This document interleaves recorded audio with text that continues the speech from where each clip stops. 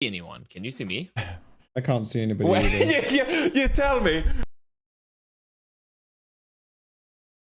I thought you just had to flick a switch. I also can't see anyone either. Yeah, none of us can see each other. Well, I don't know. I just assumed that you were Doing something. like about to turn it on. Yeah. Yeah. Holy shit. Sounds like a you problem, bro. Oh my We're just God. fucking chilling. How do I do I have to like let you in or something? How the fuck? Let us in. It Yeah, the says stream we're is in the- live anyway, so the people can see us. I can see all of Sounds you, like but I'm- you guys can't see each other. So We- it's almost yeah. like a Yeah, we weird can't see Netflix I would want to see everybody. I want to game see show. everybody. Can't see shit. Can't see shit. Oh, I know what's wrong. I know what's wrong. Fix it. Fix it. Yeah, Fix it. I'm working Fix on it. it. Fix it faster. I'm gonna continue the tradition of eating it right at the beginning of every Plat Oh. Chat episode.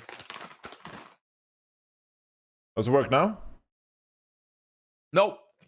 Does it work I now? can't- No. Yeah, there we go. No, there we no, go. All There we right, go. there, Yeah. we did it. Yeah. Woo. Hey, all right, we can see each other.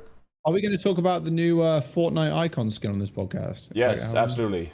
Send me What some about the new Zelda game? Can we talk about that as well? Can we talk Johnny? about that? new Zelda game. No, we can't. Yeah. We can't. Tears Yeah. of the Dude, Kingdom. fuck Tears Zelda. of the Kingdom. What do you mean, Pikmin fuck Zelda? 4. Fuck you. Pikmin 4.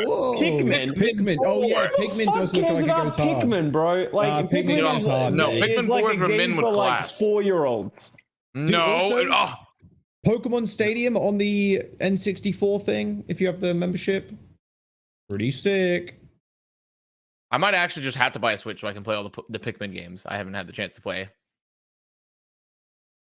You get to Can't play believe on you the don't like level as the Pikmin now. Like you are the Pikmin.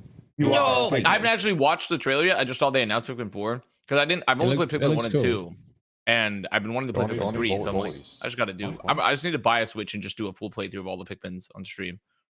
They're good games. Get the I OLED. fucking love them.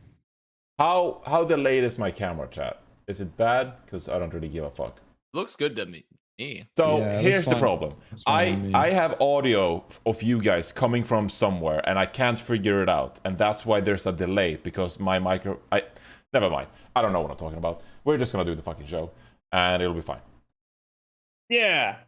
Okay. Volume Okay. is loud. Volume is good. All right. Volume is good. It seems fine. All right.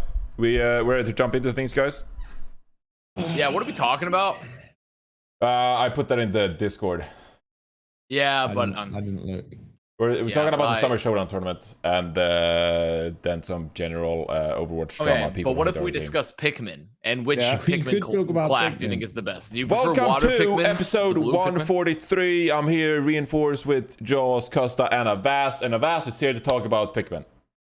Yeah. So Pikmin better than Legend of Zelda. Actually, No, comment just below. Factually incorrect. No, comment below. That'll be our comment. Which Nintendo franchise is better? Pikmin, Legend of Zelda, or Pokemon?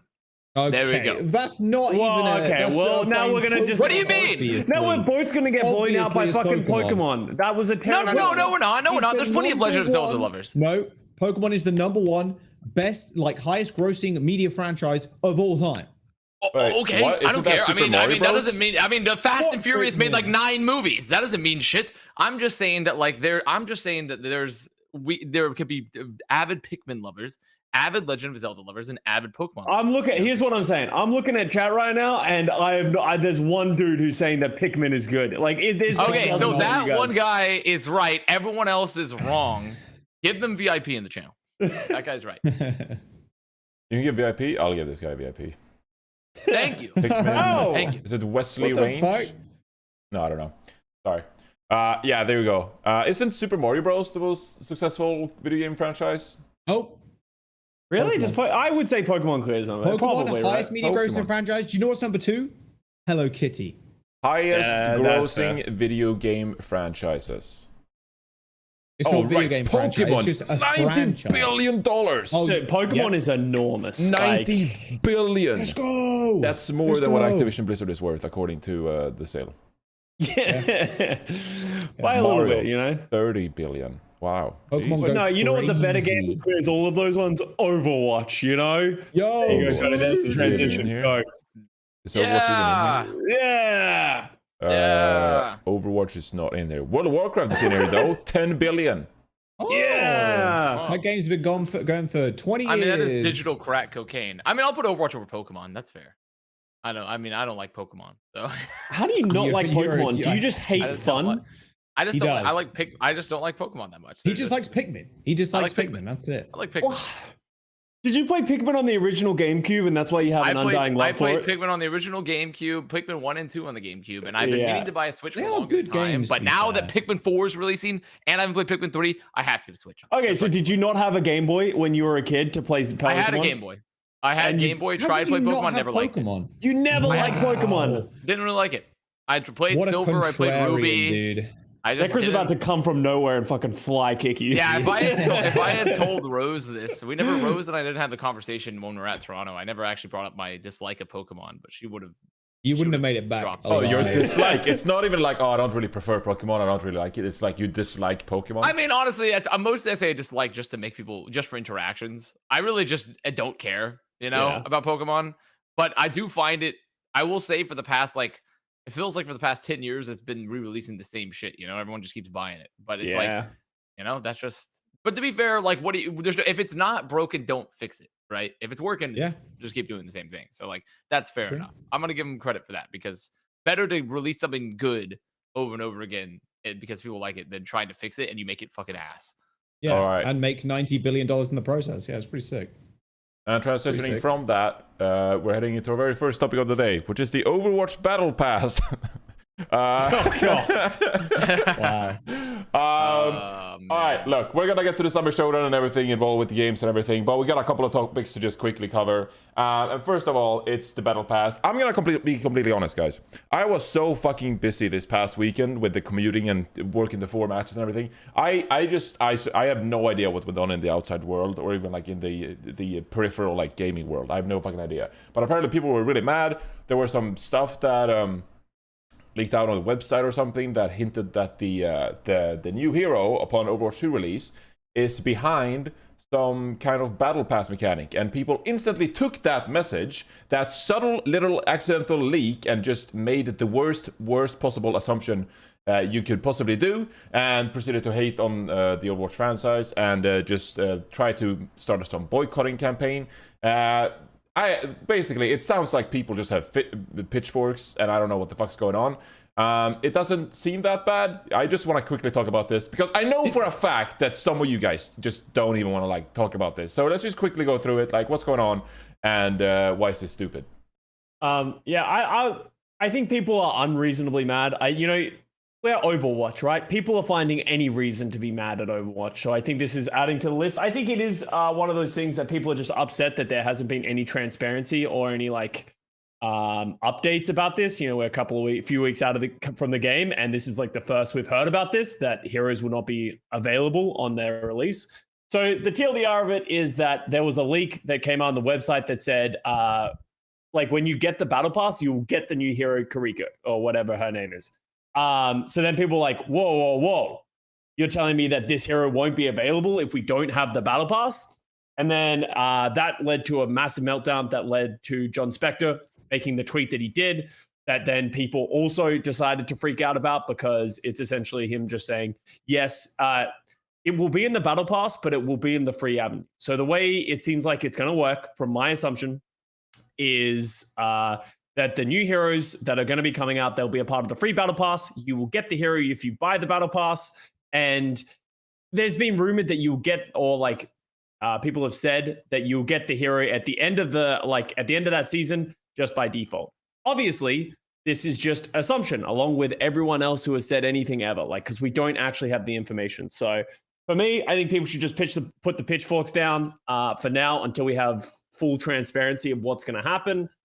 But people aren't going to like this as well, but this is just industry standard. Every other game does this. You can say Overwatch isn't every other game, but it's a free-to-play game these days with Battle Pass system, and it's very common. For me, as long as they're not putting multiple heroes behind a wall, and that if returning players aren't missing a big chunk of the hero pool, I don't think it's that big of a deal. I mean, I will say that, like, you guys have played some League of Legends sometimes, and like I haven't really been able to get into the game.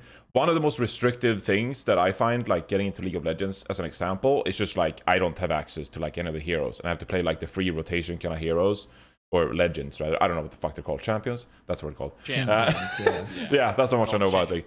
But it's just like, I literally don't like own any hero in the entire game. But, so just having one per battle pass in Overwatch that is blocked away doesn't seem like that huge of a deal at all. And also, I would ask people, if you didn't think that you'd have to like unlock the hero some kind of way, or you just get it for free, how the fuck did you think they were going to monetize the game when you heard that it was going free to play? Well, I assume they. I made this basic assumption, Jack. Like, I don't get the big deal. I mean, cosmetics. They already talked about. Hang on a second. Yeah, I think people just kind of assumed that every hero might be free, and then they're just going to do the skins and the battle pass. But not a lot of games just do that, where they release the heroes, agents, fucking operatives, champions for free, and then they just have skins. I think League is a bit of an interesting one because that game has been around since 2010. So 12 years at this point. Like, that's insane. And a lot of people that have played since, like, I've been playing since what, 2012, 2013. If I went back now, I didn't even have all the heroes on champions unlocked, and I've been playing since then. If I went back now, I'd definitely be missing like a good 30, 40 of them. You only start with like 15-20% of the hero champs as well, right? When you first start. They definitely changed how you unlock things now in League of Legends. Like back when I used to play, like back in my day, you know, it was like, okay, new fucking champion comes out, and it was IP and RP. RP was the premium currency. IP was the in-game, like, you earned currency. It cost 6,300 for the champion, or 950, I think, which was $10 for a champion. And like, I think any kind of new player like yourself, Johnny, getting into League of Legends now, unless you do like the Battle Pass model, with not Battle Pass, sorry, Game Pass, Xbox Game Pass, where they give all the champions for free, it's impossible. Like, good fucking luck. You have to pay for years, bro, to unlock like most of the champions. But then you also don't change champions mid-game, right? That's a whole other fucking topic.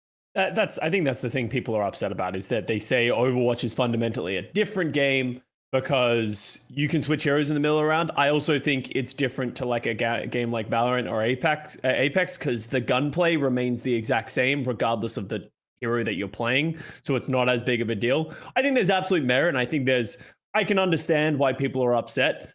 But I don't know.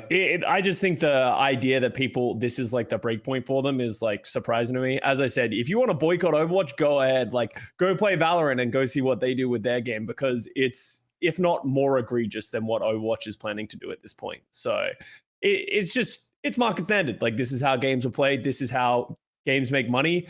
And the optimistic thing that you should be about this, like, a lot of the people complaining don't understand why they're doing this. They just think they're being greedy. It creates that positive live game service that incentivizes them to release heroes, release skins, release content, because if the hero is behind the battle pass, that will increase battle pass sales, which will then therefore justify them making more battle passes, releasing more heroes, releasing more skins, and just putting money into the game. You don't have to buy any of these things. Yes, you can say, if I don't have this hero, I'm going to lose. Maybe they're overpowered. But if it's only ever one hero, it's not going to be that big of a deal in your ranked games as much as you think it is. If you're high enough ranked, you're going to have it. If you're a low enough rank, it does not matter. Like, people are saying, oh, what if I didn't have Junker Queen in this meta? How many of you were going to play Jotes in your ranked games? None. Like, very few people are going to play the hard meta in the situation. It's only 9 weeks, and we don't even know how easy it is to attain through the free model. Also, every fucking champion in League that they release is OP. Like, Jesus Christ. What was the what was the guy that was like based off of Egypt, I think, that could decrease spawn timers and shit like that? Oh, or like when Yasuo. Yeah, him. And then like when Yasuo came out, where what's Yasuo's basic clone? Fuck, Yoru? No, that's fucking, I don't know. Anyway, but yeah, what I'm saying is, like, a lot of champions in League, when they are released, they're pretty fucking overpowered. Like, but at the end of the day, look, if you don't have the fucking money to buy for that shit, yeah, you can just wait, and if the if you get the hero at the end of the battle pass, or like when the new battle pass goes over, John said it was on hero. a free track. Like you literally just have to play the game, okay, and you'll unlock it. Yeah, but like if someone, my point, Johnny, was like if someone skips like that season or that battle pass, if they do get unlocked for free, then you have like, yeah, exactly. It's like, and Jake had a really good thread on it. It's definitely worth reading about hero switching and like how it will impact the game. And like Scott said, probably not a whole lot. Look, at the end of the day, like people don't fucking switch often. Like that's really not what Overwatch. Well, it was kind of designed for that.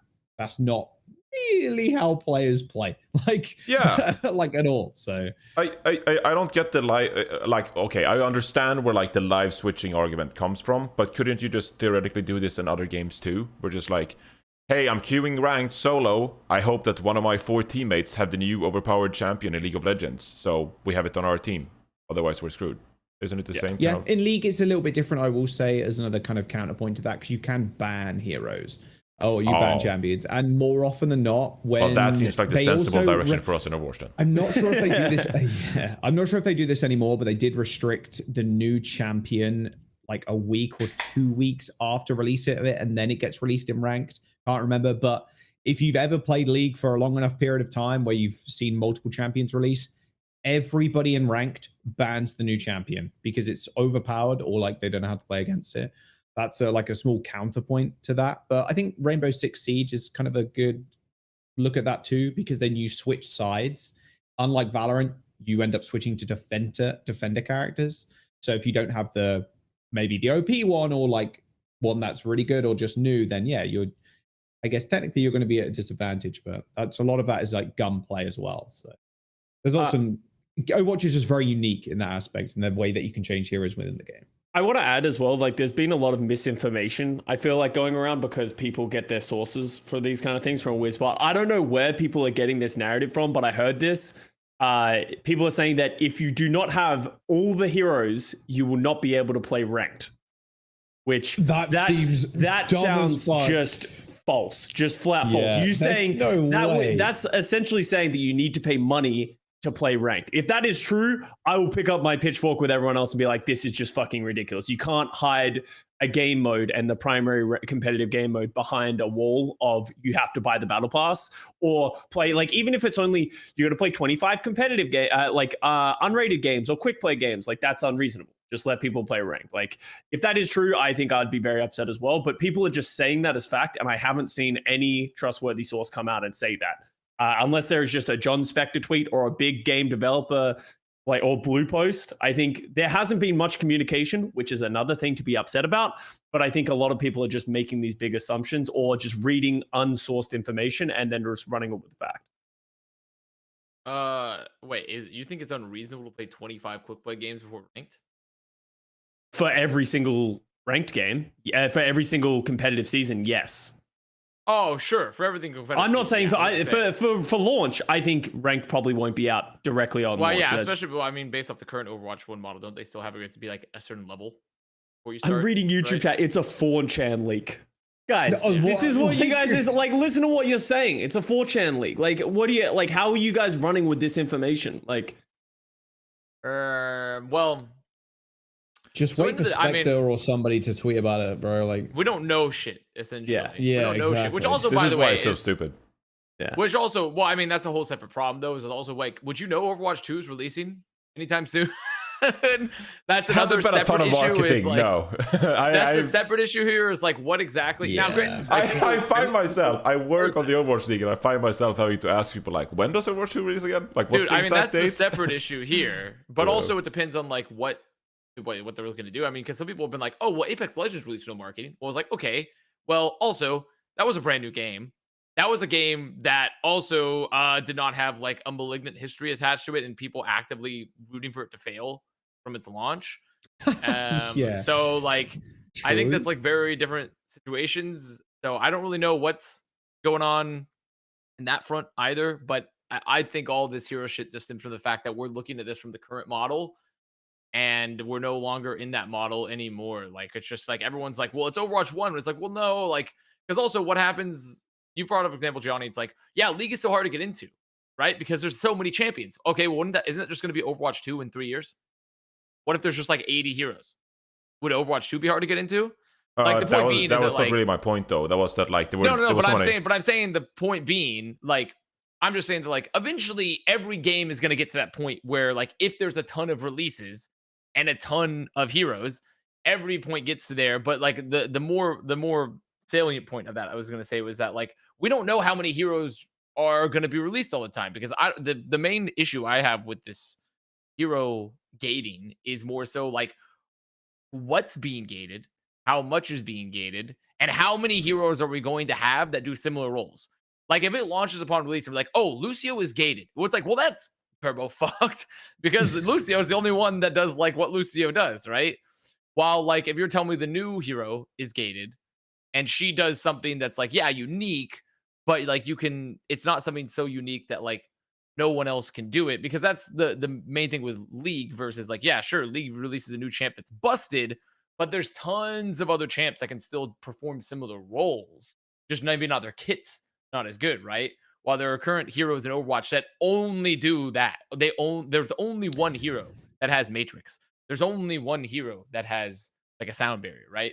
Like that's the thing to me. That's the current issue. But that could be solved if they just have a lot of heroes released, and then it's like fine, you gate whatever, right? Like that's not. Are you saying that you think that certain heroes that we have now are going to be gated, or are you using that as like, I'm just saying I'm not asserting anything. I'm simply saying if that happens, that's bad, right? I'm just saying like gating is not an issue if it's done in a way where we're not gating heroes that are the only hero that can do this thing, right? Is the problem. Because the thing with League, thing with Valorant is like Valorant, everyone has the same guns. Also so there's a lot of agents in Valorant that can do similar roles. A lot of agents can all do similar roles, similar things. There's no agent that only does this, and no one like Lucio's the only one that can speed and sound barrier, right? And do those sort of things. But there's like 4 different controllers, right? That can all smoke and control areas in Valorant, right? Is the point being there? Yeah. So that's the sort of thing I'm talking about here with Overwatch, is that Overwatch is unique in that like there seems to be a lot of heroes, but somehow they went through a philosophy where like all of them are so unique that no one else does certain heroes' jobs, which is the problem with gating. Like, if let's say we have a hard Pharah meta, right? We have a hard Mercy Pharah meta, and D.Va's still the only person that has a Matrix and can contest high ground initially, and that hero is gated. I'm not saying D.Va's going to be gated, by the way. I'm not saying that. I'm just saying that's the current issue with Overwatch and gating, is that certain heroes are still designed where only they have this kit. No one else does this function. That's not a problem, though, if they just release a bunch more heroes that have overlap. Like, that's not an issue then. And that's the main problem. All this stems from a gating and problems like that is just they just need more fucking heroes. They just need more fucking heroes. And that's like really it. So I don't have a problem with gating myself, because once again, like 80% of the rank populace is not swapping heroes. Actually, probably closer to 90%. 10% of the populace is swapping heroes, but a lot of times like it's still like irrelevant, like what you're exactly playing. Like, it's more so we just need to make sure that as we move forward and how they do the gating doesn't lock off anyone that can only do this one function perfectly, and that they're designing heroes that have overlap as we move forward. That's the heart of the gating argument to me. I don't give a shit if you have to pay for heroes.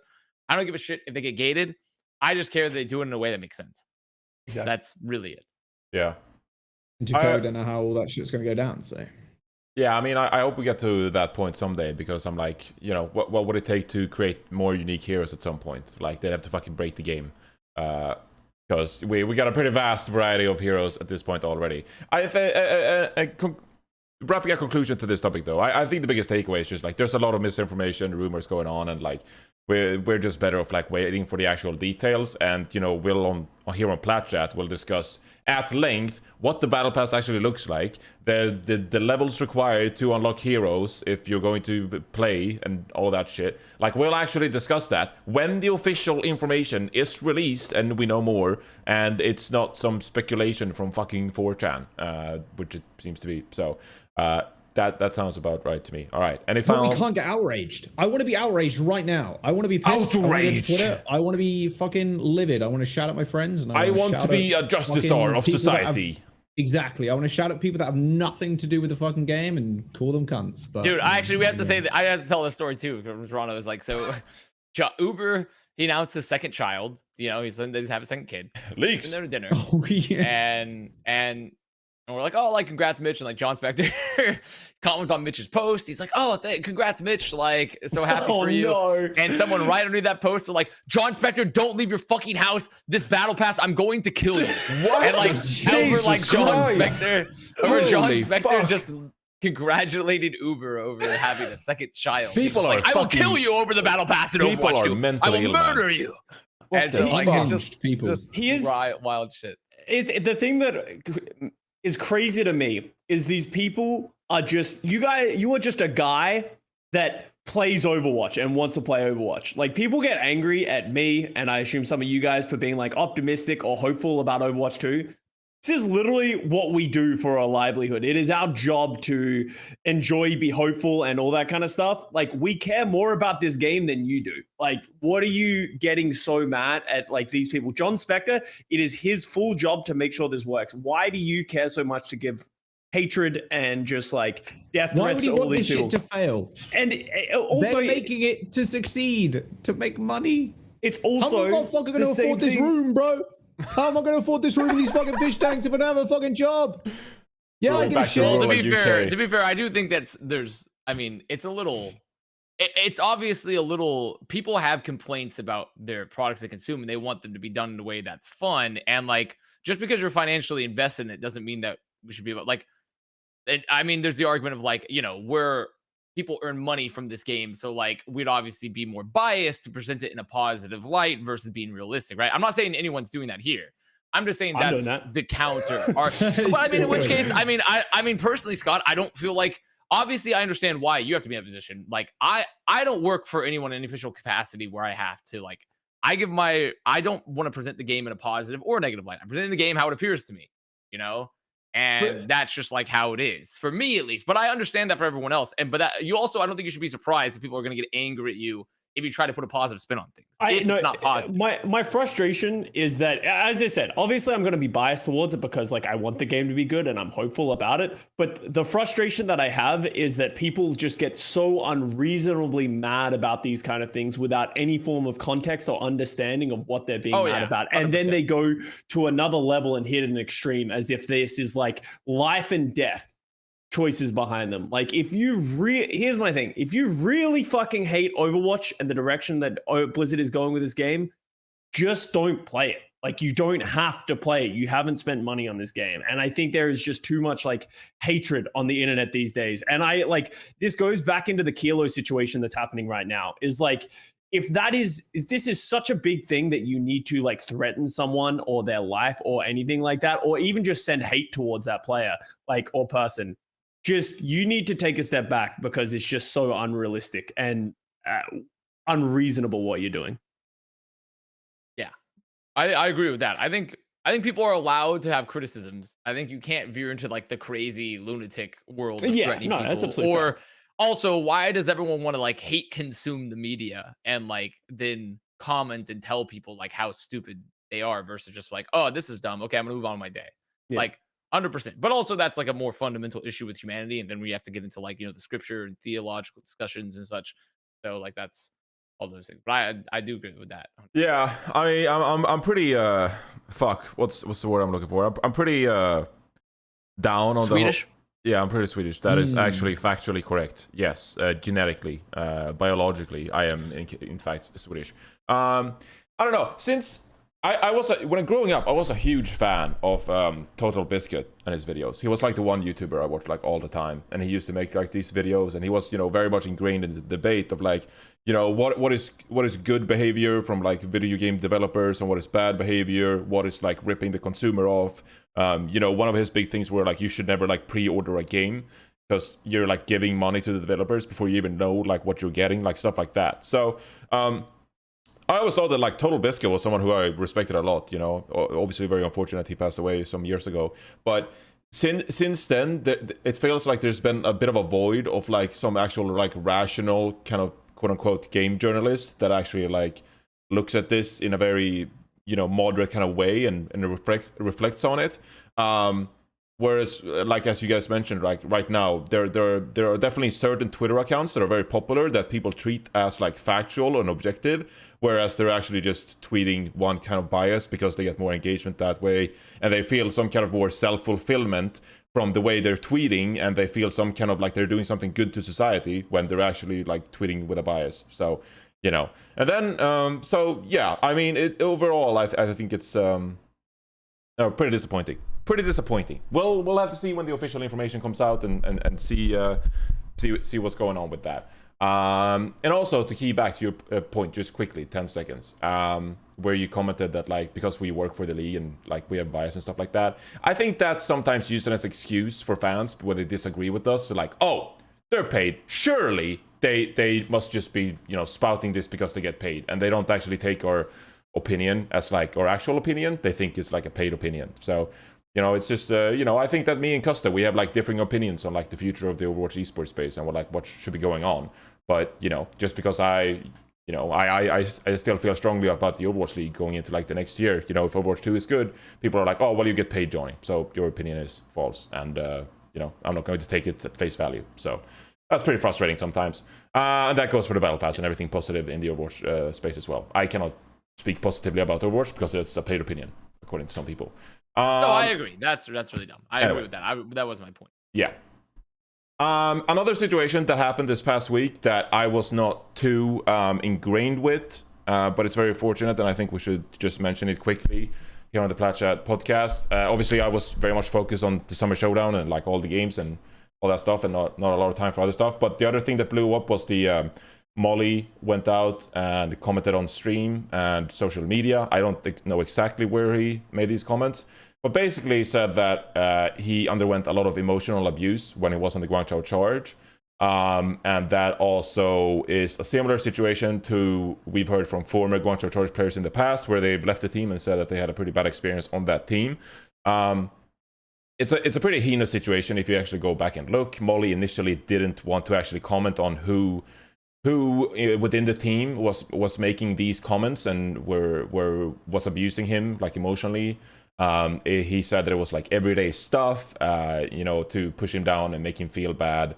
And it seems like this is such a contentious topic. I'm very like scared to make assumptions here, but it seemed like it was Develop, who was formerly on the Shanghai Dragons, joined Guangzhou Charge, and there seems to be some kind of tie-in between the whole Korea versus China racism stuff going on, in where, you know, for example, last year we had MCD on the Boston Uprising who had some unfortunate comments about Chinese players in ranked games, stuff like that. And this seems to be another situation where some Koreans treated Molly disrespectfully and abused him because he was Chinese.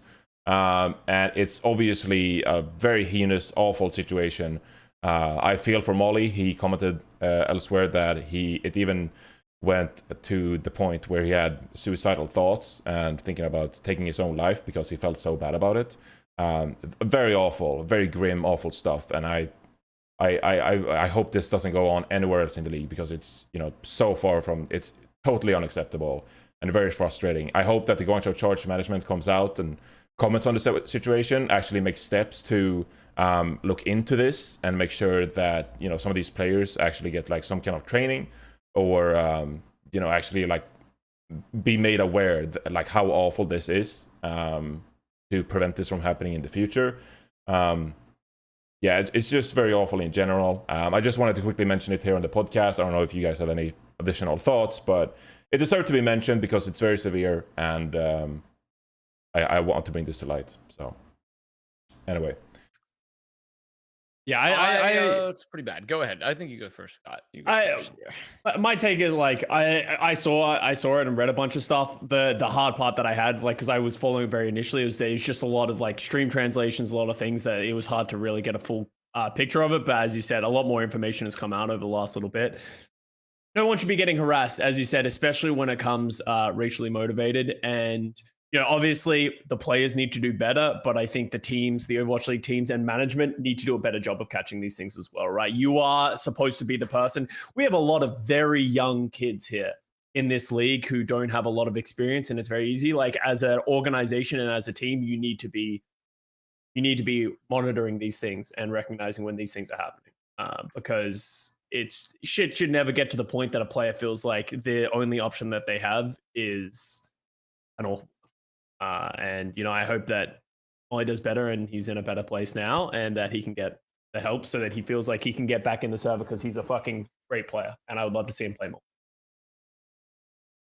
Yeah, I mean, this is fundamentally, when you read things like this, is a fundamental issue. Staff. It's with your. This is a problem with your organization at the level. Like people, like obviously when you have, if you have players having these sort of issues, which by the way is not. I'm not saying it's like common by any means, like especially not these sort of like racially motivated things. But you do have very often the Overwatch League in mixed rosters in the past where rosters have kind of split down the middle. Not because of like by anyone being like disliking someone else from another nation or disliking someone's racial characteristics, or but more so like just because staff does not do a good job of bringing mixed rosters together, and so everyone, because of comfort, splits into like the Korean and the Western divide, and it happens a lot. It's happened a lot in Overwatch. It continues to happen, and that can include to happen with rosters of mixed Chinese and Korean players, obviously. So it's not so much a Western versus Eastern divide, but more Korean versus Chinese divide, correct? And that is a failure of staff through and through, and it happens a lot. And because like the thing is, a lot of coaches and managers and stuff are like, they can be good at what they do, but they're not necessarily good at the people skills associated with alleviating those. And you need a lot of structure to deal with different cultures, different languages, all different expectations of the rosters because of that come together. And personally here, when I read the Molly situation, this was even beyond that, because this was apparently exacerbated by staff at the Charge, according to Molly. It was not just players, when he referred to like Develop specifically, that were like harassing him, and even MK Lee at points, who said like some crazy shit, but more so like their own manager, who I believe his name was John Song, was specifically named by him, was the worst of them in terms of harassing him and like making sure that he did not get that he was receiving some sort of bad treatment, right? So that's a wholly separate issue, right? Because your staff is the one that has to solve these issues. And if your staff is the people doing it, then that's just a fundamental failing of the staff. And once again, that's somewhere where they should be going higher than the manager. Like the coaches at that point should be going above the manager and being like, to the GM. They should be going to the owners. They should be going to everyone, being like, hey, like this is like, so all the way through and through, it's a failure of the staff. Like obviously it doesn't excuse when players are assholes or players are doing discriminatory things, but at the end of the day, the people with the power to fix it and the people whose job is to fix it are the staff, the coaches, the GMs, the managers, and that fell through on that front. So that's like just a complete organizational failure, especially if it's a member of your own staff that's supposedly a part of doing this. Now obviously we're hearing a he said, he said situation, so we don't really know like the full, we'll never really know the full extent, but like I still think that like if someone's going to make such heinous accusations, that's already shows that like it's a very dysfunctional environment that was happening at the Charge. Yeah, obviously, Develop came out afterwards as well and commented on the situation, and provided his story and how he viewed the events. It seems that the takeaway is like the coaching structure of the Guangzhou Charge at the time was just completely non-existent, essentially, and like players were in charge of giving feedback to other players. And maybe Develop, he seems to argue that he did it in a maybe a very straightforward way, and that did not go over well when you do it daily, repeatedly, constantly, and that's not very considerate of your teammates' emotional well-being as well when you're a team and trying to compete at the highest level. So it is a bit of a story where we'll never get, obviously, the full story, but I think it speaks volumes that when Molly comes out this way and speaks like this, and there's previous incident of previous players echoing that sentiment, and also then naming, staff names as well. I obviously, not in any way do I think this is bullshit. Obviously, there's something here that needs to be apprehended and looked into. But, I also wanted to provide that story as well that Develop mentioned, that, he viewed it more as providing feedback, perhaps in a bit of a negative way. So we'll never know the full story. But yeah, it's a very unfortunate situation. I hope the Guangzhou Charge comes out with a statement of some kind and take some serious actions when it comes to their management and staff to make sure this never happens again, because it's completely unacceptable. And yeah, it should just never ever happen. But yeah, maybe we should move on to the Summer Showdown. and the actual games that took place this past week. So let's kick off with the Western region. If we feel like we're done on that topic. The Dallas Fuel ended up winning the 2022 Summer Showdown. We were correct here on Plat chat. We made our preds. Everyone except Custa here predicted the Dallas Fuel to win it. But it was all right. It's all right, Custa. Because, you know, you got second. You got made top 2, you know? Yeah, it was people are acting like the pred was like a terrible one. Like the shock came second. Dude, they lost 4-0, bro. I don't know. It seems pretty Dallas showed up, but like you can't tell me that Shock weren't close to them. Like in the winners finals, Shock should have won those first 2 maps, like 100%. And like for all we know, if they had won those 2 maps, how that series would have changed and like their future grand finals would have changed. But you know, like Dallas Fuel are the better team. Like at the end of the day, you can't disagree with that. Han Bin on that Junker Queen like led this team to success. But honestly, everyone on that team stepping up. They were just when they are able to play like a hive mind level sort of coordinated effort where ultimate coordination matters, everyone's accountability for staying alive while also getting value is up there. Like Dallas are one of the best teams at that, and you need to give credit to Rush and the entire roster for being able to pull that because yeah, that shit wasn't close. They're head and shoulders the best team in the West in the Jotes meta. That was brutal. It was a brutal finals. You know, people, they were coming up to me as like, so are you going to be an insufferable bitch over you believing Fuel are so much better than the Shock and Shock's strength of schedule and the Ash? And I was like, yeah, I am. The Ash was fucking good. It was good. I and Fuel were better than Shock significantly. Don't get me wrong. Shock is still a very good team, but I personally don't think at any point Shock, like granted, the maps were like, there was some closeness, but when you look at across the entire tournament thing, I think Fuel was just the best team head and shoulders above them, like significantly. Now, to be fair, part of that, because I had what happened, what I refer to as the Krusty saga, where I met Krusty multiple times across many bars. And when he got second, he used the term, "We are not second place, we are first losers," was the term that he classic. Nice. Yeah, okay. We are first losers. But I did hear across it that like Fuel, honestly, that you know, across when it comes to scrims, Defiant was the best in scrims at this event. What? And Fuel were actually just had the land buff, which was the big thing. Which actually, when you think about it, think about how, I mean, granted, don't get me wrong, I did not think Shock was the best team in this event coming in. But when you consider how poor, I think some poor, because it is a fact, regardless of the overblown hate, that some of their players did play really poorly at this event. And I do think that it was a LAN issue where they had a lot of players that are still getting used to that real LAN environment, you know, so and fighting in front of the crowd. On that point, can I ask you about, since you were in the venue? Go ahead. Did the crowd like actively cheer against Shock, like in this? Yeah, I mean, they gave him they gave him a little heckling boos and jeers occasionally when they did the walkouts, and like they cheered for Defiant really loudly, but I wouldn't say they were like targeting Shock. It's just it definitely wasn't anti-Shock, no. No, and also like a third of the crowd were Shock fans. The third of the crowd were Shock fans. That's pretty good. Like there was like an insane amount of Shock fans in the crowd that were there to watch the Shock, you know? Like, well, I was walking outside and Krusty was talking with people on the final day, and there was like people in tears, so happy they've met Krusty, you know? Like there's like Krusty. Legitimately, like, and Krusty, he was still hungover as fuck. So like, you know, I know he's like doing his best to talk with people, but he was lit as fuck. Every bar he walked into, he was buying shots all around for everybody. Like he was like, he was popping, but mostly to forget the pain of getting dominated by the Fuel. But it was not some sort of hostile environment, like a thermal vent at the bottom of the ocean where only the Dallas Fuel bacteria can survive. Like it was filled with Shock fans. Yeah, they got booed a little bit when they walked out, but it was like playful booing. And like, there were so many, like, I don't even understand what, like, I think this is like the first time the Shock and the players of the Shock were like, oh my God, we're not the best and people aren't sucking our dicks 24/7. Like, I honestly think that's what it was. And like, don't get me wrong, the Shock guys all great. Loved meeting them, loved talking to them.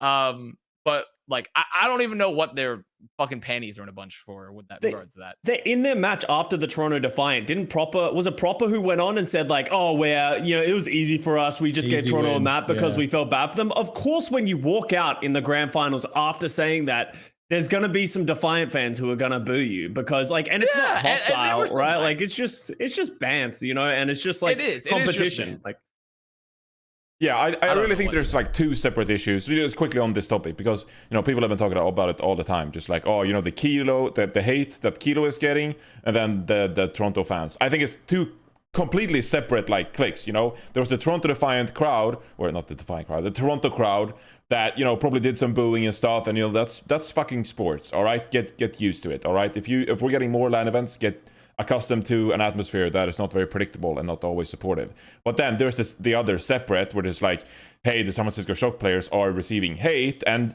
for whatever reason, it always seems like it's the Shock players or the Shock franchise that deals with so much hate all the time, season in and season out, every time something goes wrong. All right, I think that's just a separate kind of group of people that for some reason likes to bag on those players, and for right or wrong, like we've been over this so many fucking times. It's okay to speak to the issues of a player if he didn't perform well and be like he underperformed, etc. It's never okay to personally criticize or assault assault the player or any kinds of that notion. We've mentioned that so many fucking times. I don't want to do it again. But I think it's two separate issues. I don't think the Toronto crowd was part of any of this Shock. No, they weren't. None of the in-venue people were. Yeah, the crowd in general were very happy with everybody. And like I said, a third of them were wearing Shock jerseys. A third of them were wearing Shock jerseys in the crowd. An incredible amount. Half of it was Kalu's family. Well, I did see half the it felt like half the crowd had a minimum of 2 jerseys.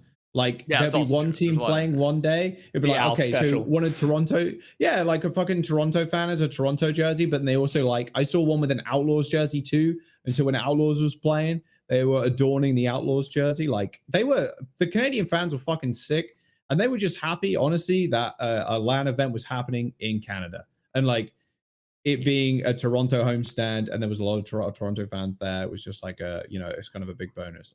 They were amazing, yeah. And I think Albert tweeted it actually. Don't know if you saw it, Connor, probably, but he was saying the boos were actually kind of sick. A lot of players, there are definitely people that do cross the line, but I think a lot of players, especially when they're in that competitive environment, they don't mind that shit at all. It's kind of and no one did on the venue. It's always online people. It's no one at the venue. Yeah. No one's out there throwing shit up on the stage you see at sporting events. It's all the Defiant crowd was a great crowd. They just supported their home team, while also there was fans of they were also supporting some other squads. There's people supporting Shock. It was a really good venue. There was no awfulness occurring to the Shock fans, Shock players, unless it was online, in which case, yes, there's a lot of deranged weirdos online, and it's not acceptable, but it was not at the venue. I think if you think that booing someone in a crowd and within the crowd at the venue when you're cheering for your home team is bad, and then you think the same thing is directing hate towards someone on Twitter saying that something awful about obviously you can be you can say, oh, there was some bad plays and you can be upset, but as soon as you start aggressively attacking a player, talking about them personally, anything like that, there's a line being crossed. And then there's obviously people who have can't even see the line anymore and they're off the fucking good. So it's just people have done this since the beginning of time, as Johnny said. We have it at Dallas homestands. Every time we have a Dallas homestand, the Dallas fans boo anyone who's playing against Dallas or anyone that, anyone who's the Houston Outlaws. So it's it goes back and forth, and I think people just need to calm down about the booing because it's just a staple to any form of competition. But there is a line that is being crossed online, and I think that's the thing you need to really be defining because it feels like those are being muddied. Yeah, there we go. All right, got that stuff cleared out. Overall, though, talking about the 2 teams in the finals and the actual finals itself. 4-0, not too much to talk about, honestly. It looked like Dallas Fuel were just the better quote-unquote team, having a lot of synergy together, playing around the heels. We talked about this Dallas Fuel in a sustained meta versus the San Francisco Shock that just poured tons of resources into Proper himself, and Proper did perform. If you actually take a look at, his final blows to death ratio stats, for example. But overall, it felt like a Dallas Fuel kind of pushed over 4-0, of course. Do we think that this is sustainable for the San Francisco Shock moving forward? Is it realistic of them to just support Proper in this kind of way, or we would like to see them perhaps move towards a more spread out kind of team where people like Kilo, for example, get taken care of and you build stress around Kilo? Or if you have Proper in your team, is this kind of what you have to do? think it depends on the meta, right? I mean, in this one, you can definitely just pile a lot of resources into your Genji, give him shout every single time he goes in, kind of saving those cooldowns, saving cookies, saving packs, anything really just to help support your Genji pop off, because that's just how the meta is currently. If there's a meta where it's more like solo plays, or like, well, not solo plays, I suppose, but less like death bally the way this is, like Dallas Fuel are so good at doing this kind of hive mind team meta where they're just all one singular brain and they just run around together because they're perfectly on the same page. Maybe if we reach a different meta where Shock can give Kilo time and space alone on a sideline and then just have, Proper getting pocketed by someone else and then the tank kind of playing with the supports. Yeah, I think it just depends on the meta, honestly. If you can just pile resources into Proper and make him do his thing, like why not? Why the fuck not? They came second too, right? I mean, there's still a lot of fucking points, league points going into playoffs. I don't think it's a bad placing the Shock found themselves in. Yeah. Worked against everyone who wasn't Dallas, right? Like they definitely put a lot of their resources into Proper for that reason. I think it was a good strategy, but I think Dallas were very smart. It really felt like Dallas were going with the strategy of we're going to try and kill Kaluj and Kilo before Proper kills our entire team. Like that kind of felt like how they were going, and it worked consistently. Kaluj had a great tournament in over all the days, but every time he went up against Dallas, he was just getting heavily isolated by Hanbin, by the rest of the team. And I think you commented on this, Johnny, when we were watching it. Dallas's ability to follow up on Hanbin knives was unparalleled. If Hanbin hit a knife on someone, when that person came in, everybody was focusing that person. So their communication as a whole unit felt like Dallas was just on a different level, and the Shock didn't really have a great answer to deal with that. And you could say that maybe the aggressive style of Finn and Violet left Kilo out to dry a little bit, especially with how many resources they're putting into Proper. But it's hard to really perfectly know what was going on because there's just so many levels and layers to this kind of meta, and it really comes down to ability usage, who you're putting your resources into, and that kind of stuff. And I think Proper had a great series, but is that because they're putting so many resources into it and not just allowing the rest of the team to thrive as well? Yeah. I'm I just to add on to that, like I personally don't think that this is like, at the end of the day, it just wasn't also like, yes, Shock were really, really good this meta, but like it's clear this team is still not built like for a meta like this overall, where like I don't think Cluj was the greatest Junker Queen, which was an issue for them that struggled. I do think also people are not understanding that Kilo coming out of Contenders 2 was a very inconsistent player. There's a reason that Kilo did not play over Merit. who was the other? Yeah, Merit. There's a reason Merit played over him in like playoffs in Contenders, because Merit was the more consistent player, which I think we saw at the event. Even though I think Merit actually did not have a very good event comparatively to what he had out online, but it was still Kilo's has always had very big highs and very low lows, which is part of like his thing as a player right now, which is like one of his biggest weaknesses. I also think that this was Violet's main support has been obviously very good, but it was not very good at this event. He did get picked quite a lot first. Well, it's more so not just picked, but dying without being able to get beat off a lot. Very crucial moments where he just didn't get his beat off time. And that's just something that they've struggled with, where like their team is very good. They have a lot of great players, but if there's any point where it's just not the perfect meta for them, or like those players are, they're having just like a little bit of a downswing, like Kilo, while also getting focused, they're not always going to be the best team. I don't think this team is guaranteed to be the best in the world ever. And they haven't really been at any point. It's been Glads, it's been Fuel, it's been maybe Shanghai or Seoul, right? They've just been an extremely good team. So the expectations for the Shock, I think, were insanely high when they haven't won an event, and this still wasn't the best meta for them, So I think a lot of the and because of their previous era of success, people put that on them and their schedule and how well they did the stage. They're like, oh, Shock are like guaranteed, like they're almost like a shoo-in to win the event. And I'm like, no, like this year they've been really good, but they still haven't won a stage yet, So I think people kind of had overblown expectations, I think, for the roster of it.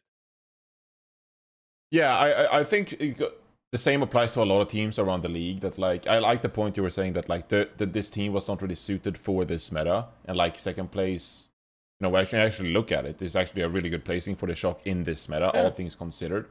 I'd say when most teams actually lost their matches, it did actually like almost like break down primarily to the supports. Even in the finals, I agree with Custa that like Kalush was focused quite a bit, especially in the winner bracket finals, but even, you know, towards in the finals as well. I do think that Shock made some kind of like adjustments because they were aware of this fact, you know, after a few maps or whatever. But then it felt like every team, like a loser bracket team, went out. It was because the support line, their positioning was a little bit off, and teams found ways to isolate those kind of supports and engage on top of those supports. And for a team like the San Francisco Shock, it's like you have Finn playing Brig, who was, you know, all right, I suppose, and then Violet on the Lucio as well. Like, it became easy for the Dallas Fuel in that case to just be like, hey, we'll speed on top of Finn, or like we'll like engage on top of the Shock, and when they disperse and there's one member that's not playing with the rest of the team, really like testing the Shock's like team synergy, pushing them to the limits. There is going to be one player that positions incorrectly, and we're going to punish that and engage on top of that. It felt like that happened for a lot of teams. Florida Mayhem was another team where like they actually had a good event and they got, you know, way further than people predicted. But at the end of the day, it did feel like Sermajed and RuPaul's ability, like they were tested, and when push comes to shove, like they were in the wrong spot sometimes, and like they got split up, or like they were on the wrong page, and teams like the Toronto Defiant, for example, like they abused that fact and capitalized on those team mistakes. So for a lot of these teams, you know, their team synergies was really tested, and teams like the Dallas Fuel, they were just superior in that regard, and that's, you know, part of the reason why they were successful. So that's the finals. 4-0 Dallas Fuel against the San Francisco Shock. Overall, great result for both teams. Let's talk about the Toronto Defiant's run here in this bracket. We kind of did predict that Toronto Defiant would have a good tournament in the lower bracket. We perhaps overestimated the crowd buff a little bit. They did beat the Houston Outlaws, which was perhaps the most surprising result, and we'll talk about the Houston Outlaws a little bit later. But just on the Toronto Defiant as a whole, their run through the tournament and them moving forward. Do we think that this was a bit of a breakout moment for the Toronto Defiant? I know it's a sustained meta. I know it's a very completely separate meta to all the other stages we've had so far. But do you believe this success of the Jotes meta can carry over to whatever's next in the Countdown Cup? Or do you feel like it was a bit of a one-off kind of run for this team? I'm going to begin my rant.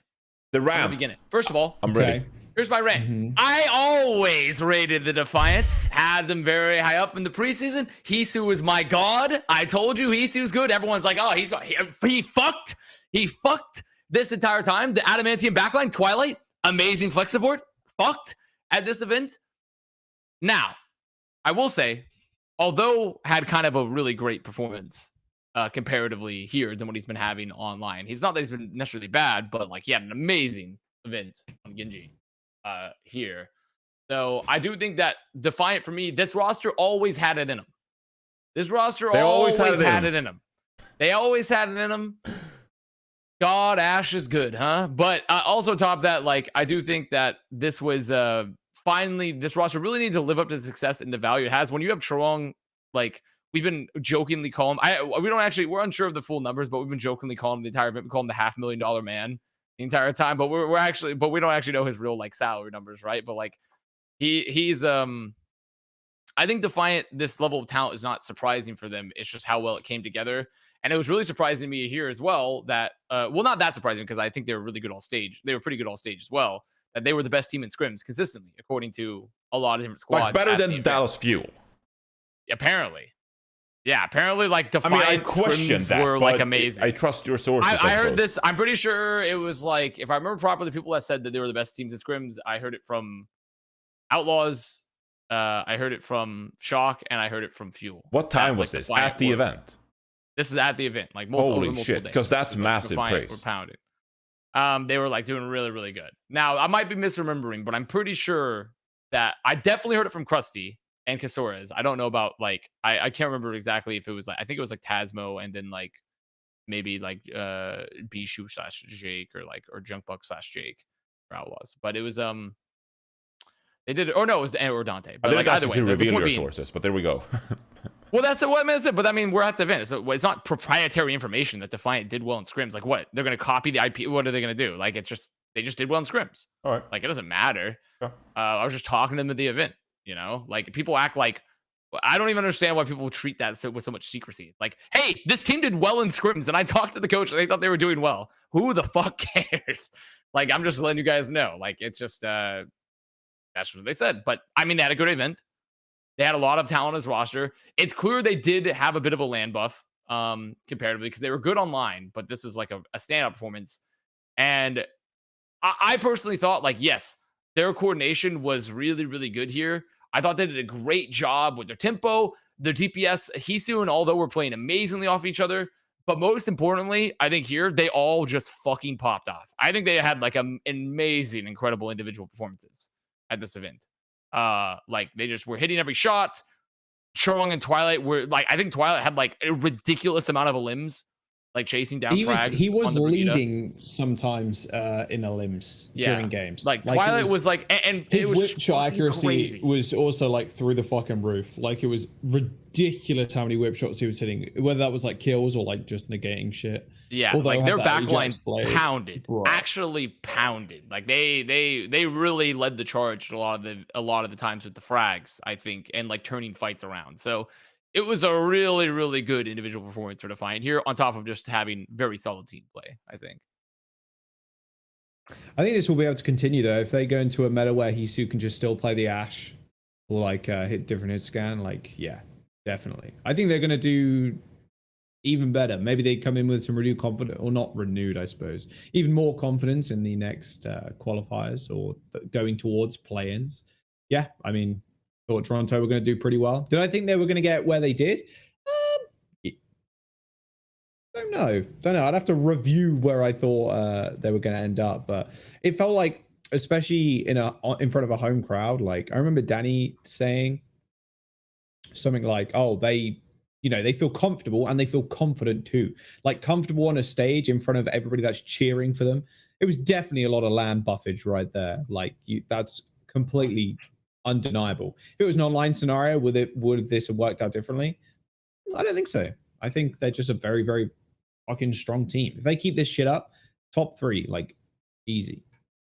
Or like top 3, I suppose. Okay, right. Yeah, fuck it, dude. Well, here's the thing. I like Toronto. The only reason that we were a little down on Toronto going into this event was because they lost to London. But it turns out London are just the kryptonite. Something about London, Toronto just don't know how to deal with, but they're better than everyone else other than Shock and Dallas. So like they are the 3rd best team in this meta other than when they play London. It was awesome to see them have their run. As you said, the land buff actually helped. I think where I'm going to be a contrarian is I don't believe in them as much to say top 3 in the West in any meta. I think if Hisu's able to stay on like an Ashe, and I think although he's able to stay on Genji, then sure. But like Hisu has not looked as impressive when he plays the Sojourn. That's why he probably doesn't play the Sojourn. I think although it has only really popped off on Genji, and then they've had Finale playing Tracer, so they can get either one of those on it, then sure. But they haven't looked as good in dive metas, in my opinion, in the past. So unless this is a confidence thing where all of a sudden they feel more confident as a team, as a unit, as a roster, and that will lead into other metas regardless of their previous performances, then maybe. But I think there are still great teams that are going to be at the 3 or 4th. Is Toronto still going to be in top 5 in the West? I'd be shocked if they weren't. But do I think that they can comfortably sit top 3? I'm not convinced. Yeah, this is where I agree with you, actually. And I feel like part of the reason they got top 3 in the first place is because teams like the LA Gladiators and the Atlanta Reign didn't actually qualify for the event itself. And like, you feel free, if you're a Toronto fan and you're in the chat or you're listening in your car or whatever, fucking do a celebratory like fist pump and be like, yo, we got fucking top 3. I'm going to savor this moment. This is amazing. You know, I love this franchise so much. I'm going to buy a Hisu jersey. Go ham, all right? I just have my reservations going into a new meta and a new stage because you will have the 2-time champ LA Gladiators back next for Countdown Cup. Well, there's no tournament, but like the playoffs itself. You will have Atlanta Reign, who plays top 3 at 6 consecutive stages. They will be back for the playoffs as well. So that's already 2 teams that I'd probably you know, doing like pre-Countdown Cup rankings or whatever into the new meta, I'd probably rank higher than Toronto. So Toronto, they're already at that point, they're what, number 5, and then, you know, I'd probably add one more team on top of them. So I do think they were a benefactor of the sustained meta and the crowd buff. So sorry, Toronto guys, I think you're middle of the pack in NA. All right, watch this space, bro. Watch this space. Clip it and ship it. Top all right. 3. Yeah. All in it, bro. I mean, think about moving forward though. Like the teams that you'd be competing with them. Like, so I had Houston over them coming into this event, right? I thought this is a great meta for Houston because how Dante been looking. But like, explain to me, like, theoretically, if we go to a main tank meta, how does Houston go above Defiant potentially? Doge. No, Doge? The guy that hasn't played with them really. They Like, played one map. It was an awful map, but you know, it was one map. For me, it's not as much the Houston Outlaws. Like, you have the Gladiators, who I think we can all say is probably above the Toronto Defiant in most metrics. So I think you got Dallas Shock Gladiators, who are most likely above the Defiant. I think Defiant, that's fair, could be hit 4th, but I think there's a lot of teams nipping at their heels. The Houston Outlaws could be one of those, depending on the meta. I think you have, oh god, now I'm gonna have to like remember. I mean, technically the Mayhem at this event. Technically the Mayhem. Like, you have London Spitfire, like you have Atlanta Reign. Like, all of those teams have the potential, depending on meta, to be a very good team. So I think Defiant is sort of competing with them to sort of be the top dog in that sort of middle of the pack area that Johnny's talking about. Very true. Fair enough. All right, there we go. We'll have to see what the Toronto Defiant do going into the Countdown Cup. It is very close, the actual regular season standings for the playoffs and the play-in battle as it stands. So the Toronto Defiant, they will have to, win some of these matches if they actually want to directly qualify for the playoffs. I'm going to bring it up real quick on the broadcast so we can actually take a look. This is with league points, I believe. Yeah, this should be with league points. I'm going to bring this up right here. So they're currently at 6th, at 13 league points, tied with the London Spitfire and Atlanta Reign are below them, 1 league point. Florida Mayhem below them with 1 league point. So there's 4 teams who have 13 or 12 league points, and you want to make top 6 because that means that you directly qualify into the playoffs. So we'll see how things go for the Toronto Defiant. In the Countdown Cup, their matches are Atlanta Reign, New York Excelsior, San Francisco Shock, Vancouver Titans, Florida Mayhem, Houston Outlaws. So, 3-3. 3-3, probably pretty reasonable. 4-3 maybe. Yeah, 4-3 maybe. 4-3? What? 4-2. 4-3. 4-2, 3-3. That's crazy. Yeah.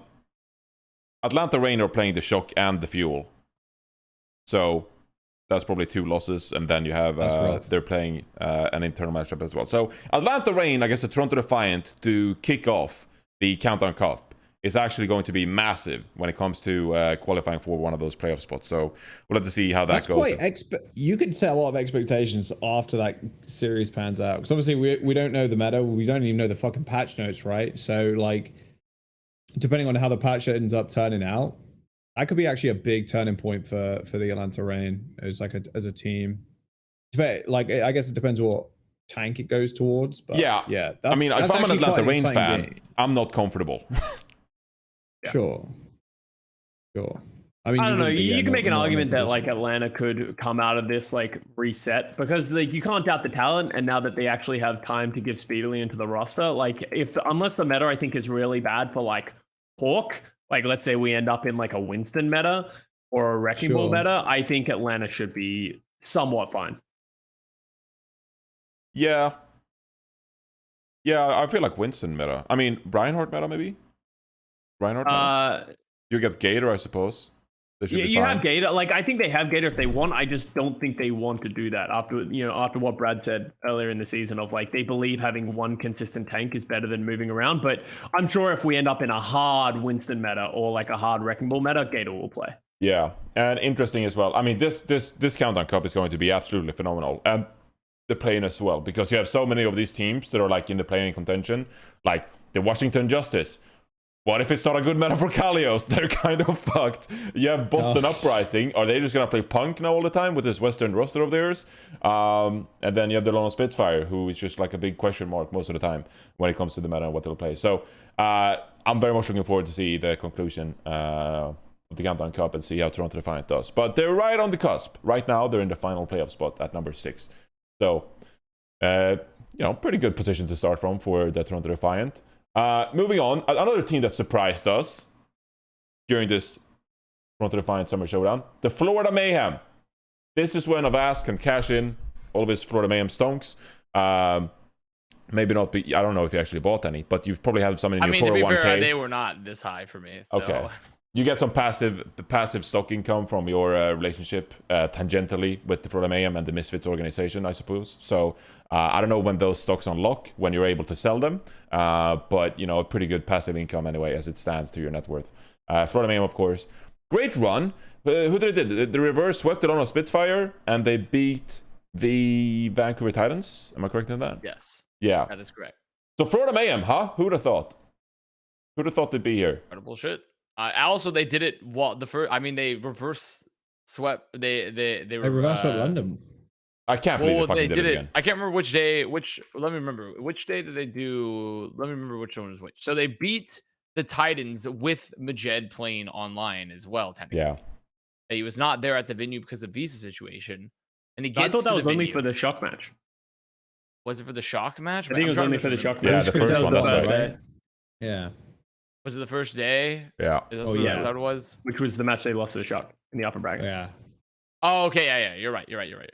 So yeah, they had they played the Shock map with Majed, whatever. Then Majed got there and they popped off. And Majed, that first map they got there, Majed had only slept like 3 hours because his flight was really early and he had to like fly there, get there in time. So like Jesus, it was like actually an incredible run from them, I think. Because the thing is they just weren't that great this meta. Like Gumba himself has said multiple times, it wasn't a meta they were good at. It wasn't a meta that their team was really built for. Someone, I think, definitely his Junker Queen throughout most of the stage was like, it was fine, but it was not questionable. Like, not very good comparatively to his other heroes I think we've seen from him. In addition to that, like, they've been rotating. I think their DPS line was actually very solid this stage. So they mostly played Exceed, and they came out with the Hydron, who had like a great last couple games and a great lane performance. And it just happened. It all just clicked. I think it all just fucking clicked for them. And I think, and Majed and RuPaul, I think that they had just an amazing event. Where like their synergy was like through the roof. The double flex worked where it's sort of supposed to work. Lucio Brigida, their Lucio Brig play was like really, really good. I think Majed's overall like death counter didn't go up nearly as much as it used to. He was hitting good beats.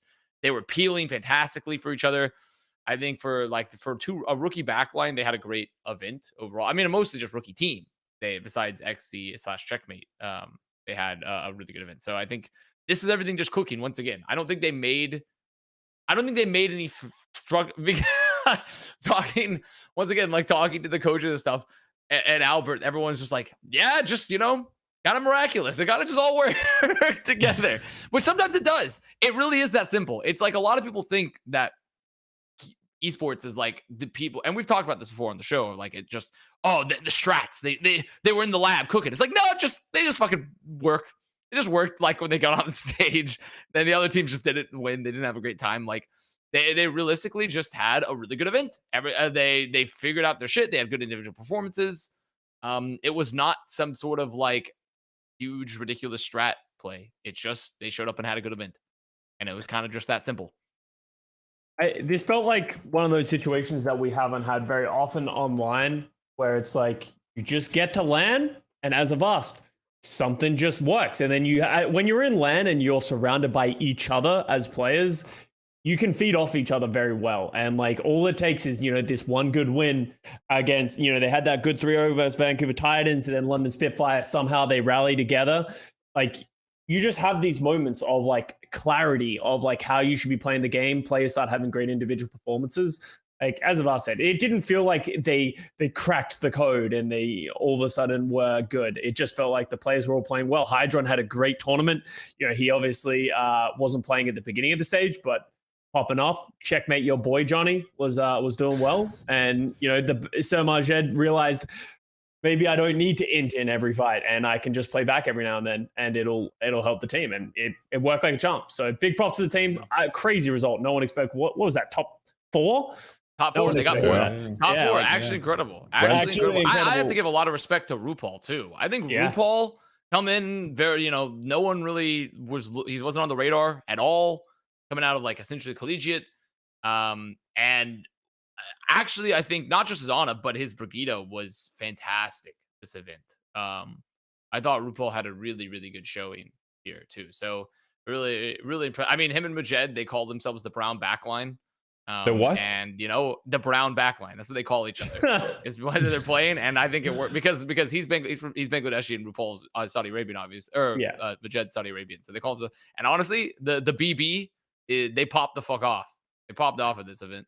Okay, here's what I want. I want an Ana meta, next meta, because I actually think RuPaul's Ana is like incredible. Like if you just see how he played it in this tournament, like he was going up against some of the best DPS we have in the league. His sleeps and his nades are just so consistent. Yeah. And I feel like we didn't appreciate it as much this stage because like the Junker Queen meta, and you don't really, it's harder to notice those things. But every time I watched him and you just see the amount of big sleeps that he's hitting, it was crazy. So I'd love to see him played in a meta that it's actually good.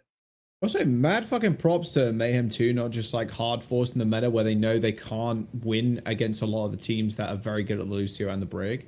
I feel like it takes a lot of balls to do that when every other team is doing the same thing. I mean, London kind of proved that too when they were running the Rush, when a lot of people weren't running Rush and they run the Rush meta. They did Ryan May and shit like that, but man, fucking, I love that shit. I love when one team just does some wacky shit and ends up working out. And yeah, RuPaul being on his best hero, I'd say, in the Ana was incredible. And Sermajed's aim too on the Zenyatta is pretty ridiculous. There were a lot of times where I'm like, this shit's not going to work. There's no fucking way. And then, because you have to play so split in a way, because you have to, it's Midtown is the map I'm thinking of, but they were like having Majed play in the little like elbow area by the point, then someone else was playing in the giant doorway on defense, and then the front line was just playing around the fire truck in the middle. Like they know how to play that comp like super well, and it was really cool to see them try and surprise people with it. And also their ironclad mental on stage going 2-0 down, then reverse sweeping London Spitfire as well, also pretty ridiculous, especially when we've seen teams like even London, no, not London, the San Francisco Shock in kickoff clash, like choke on a land that we didn't expect them to, because they had proper, fucking mad props. I think they did a fucking sick job. Yeah, I think what's really fascinating if you dig into this, like they clicked at the right time kind of thing. I think the Florida Mayhem actually has like a very good like framework of how like they structure their strategies, what to play where, and how to play the compositions. And what impressed me was not only is this like Ana Zenyatta comp actually like good, they make it work, like the double flex. It's like you said, Jaws, like they're actually really good at it. Like they have it nailed down to a T, how they want to play the composition and how to make it difficult for the opponent. So it's not just in some metas we'd go out and say like, well, if you're not good on goats, just try to counter goats because that's the only chance you have. Well, that almost feels like cheesing your opponent somewhat. This is not just Florida Mayhem cheesing, playing double flex support. Like they're actually taking a slightly inferior composition and making it really good via like individual play and having a good plan around it. Like they're not just trying to surprise cheese their opponent. It's actually like a good strategy that they've sort of figured out.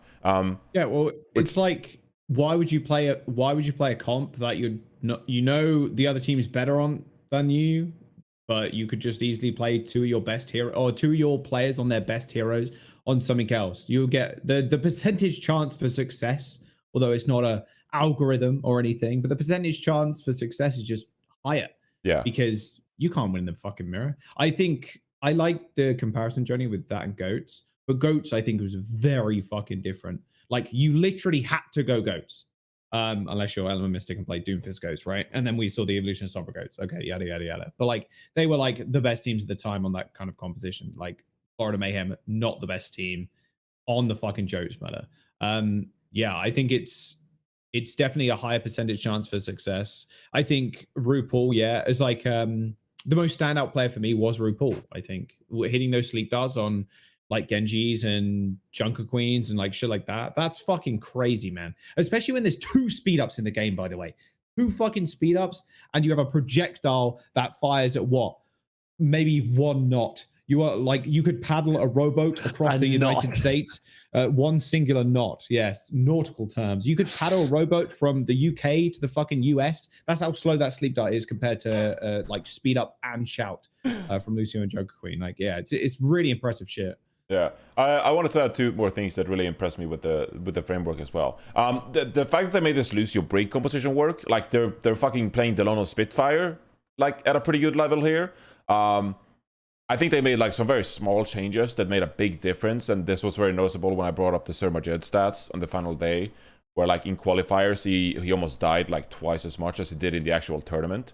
Like that is actual like coaching. They're telling like Sir Majed, or like they're reviewing with him like, hey, how can you put yourself in situations to survive more, and how can we like make that an advantage for us rather than you just feeding? Like that is actual like coaching made, you know, that actually like worked and improved it for the Mayhem. So you get that going at the right time, and obviously made a big difference for him in playing this composition.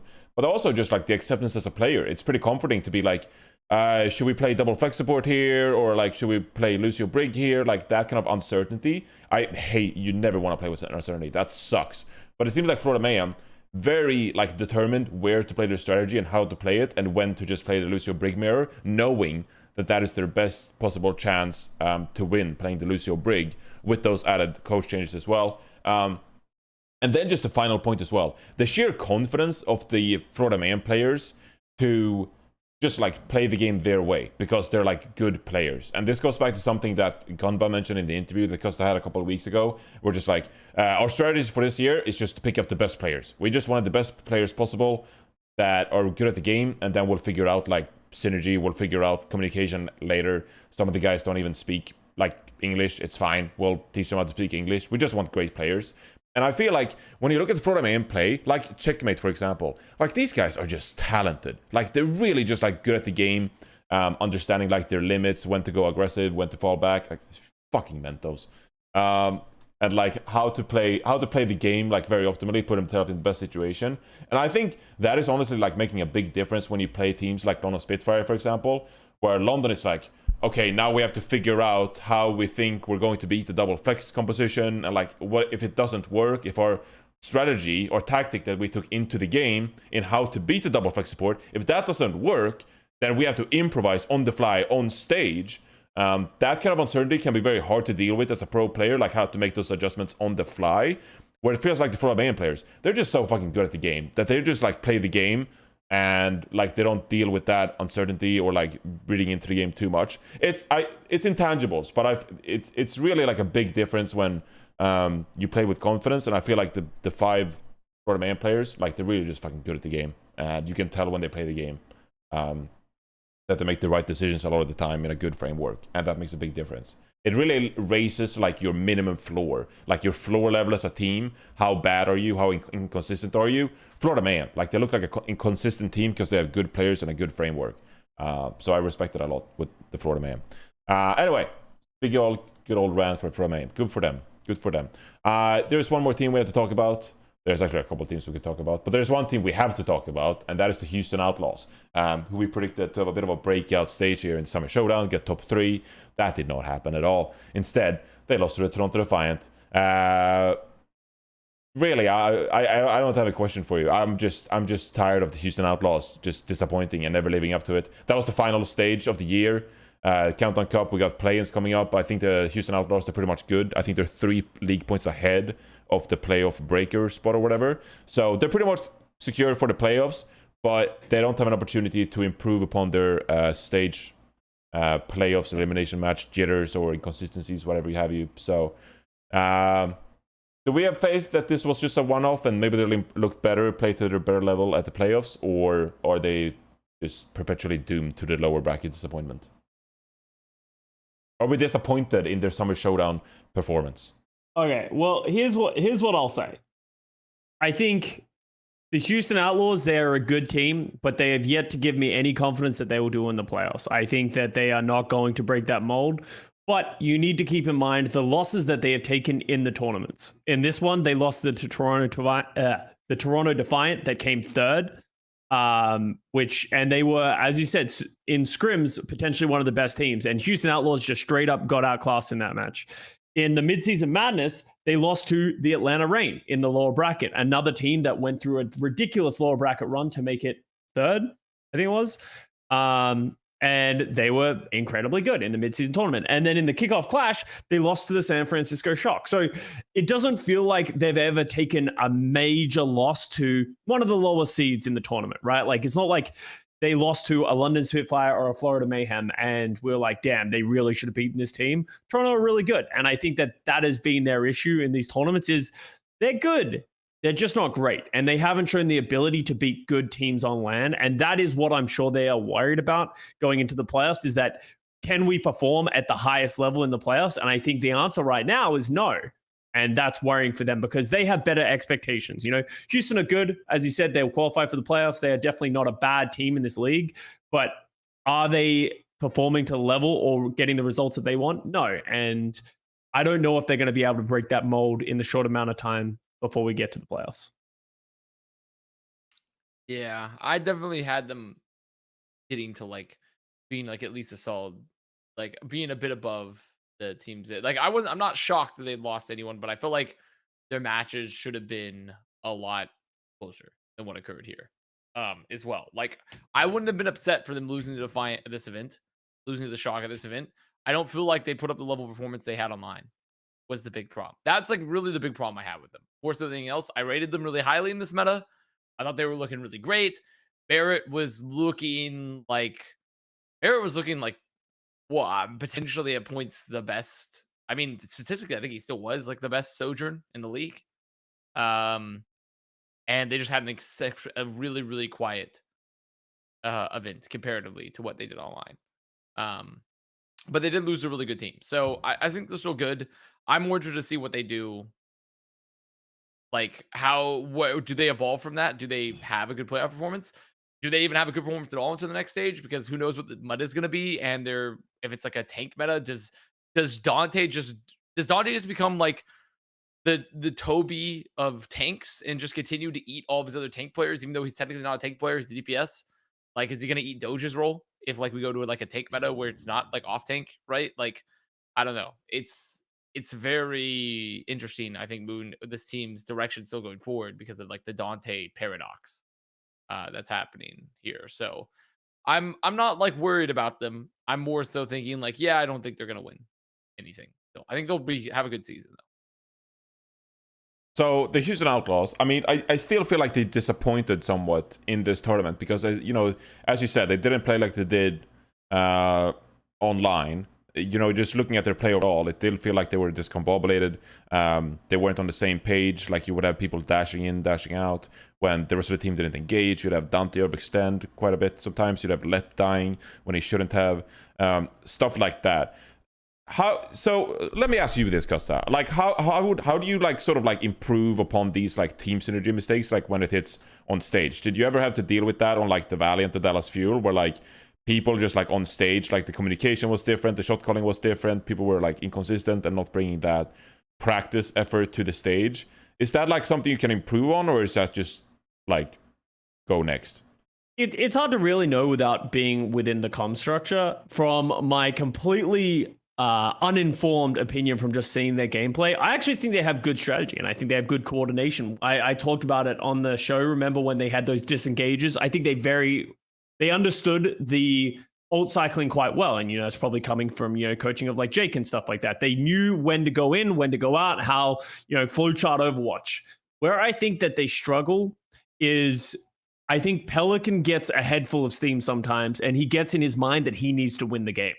And I think what happens is he gets a little bit too aggressive. And you saw it in the match that they actually lost to the Toronto Defiant, is in situations where he's pulling the blade, he's going aggressive, he's not stopping and he's not recognizing his limitations and he just keeps going and he dies. Like he had multiple times with his blade where he would get a kill and then instead of being happy and content and relying on the rest of his team to be able to follow through, he's going in for that extra dash and then he gets punished and then all of a sudden it starts snowballing. I think that happens to them from time to time, where when their backs go against the wall, instead of trying to win it as a team, they try and win individually. I don't know if there's any pure merit to that, and I could just be reading into a couple of plays too much, but that's what it feels like to me looking from them. And I think that's why when they come up against teams that can match their mechanical skill, that's where they really start to struggle, because I think that they just get outmatched and they lose their coordination a little. Yeah, I think it's interesting. I mean, some teams did this as well, and I think Proper on the Shock is a great example of this. Part of like why I asked the question earlier of like Proper, like is this a viable strategy to just put all the resources into them? Yeah, look, you can't deny that Pelican and Proper are two of the most dominant players in their role in the entire league. To be clear, like when they're put in those situations to win.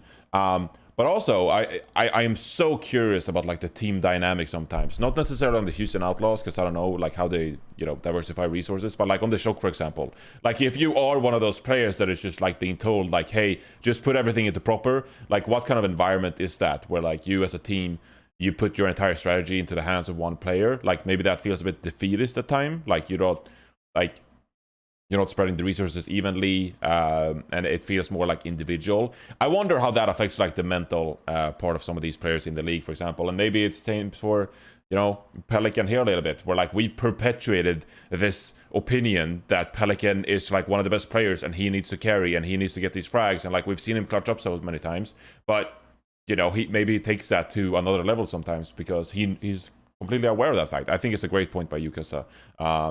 So interested to see if he can tone that down perhaps a little bit going into the playoffs, and I guess it about merits. It depends on what their role was in their last team, right? I mean, it also worked for NYXL, by the way, just mad pocketing Joan out. That worked out.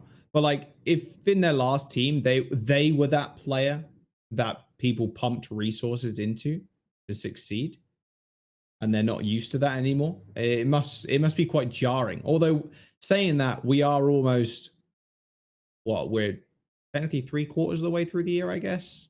We've had 3 tournaments so far. If anything further than 3/4 of the way through the league. Sure. Okay. 4/5 then. There you go.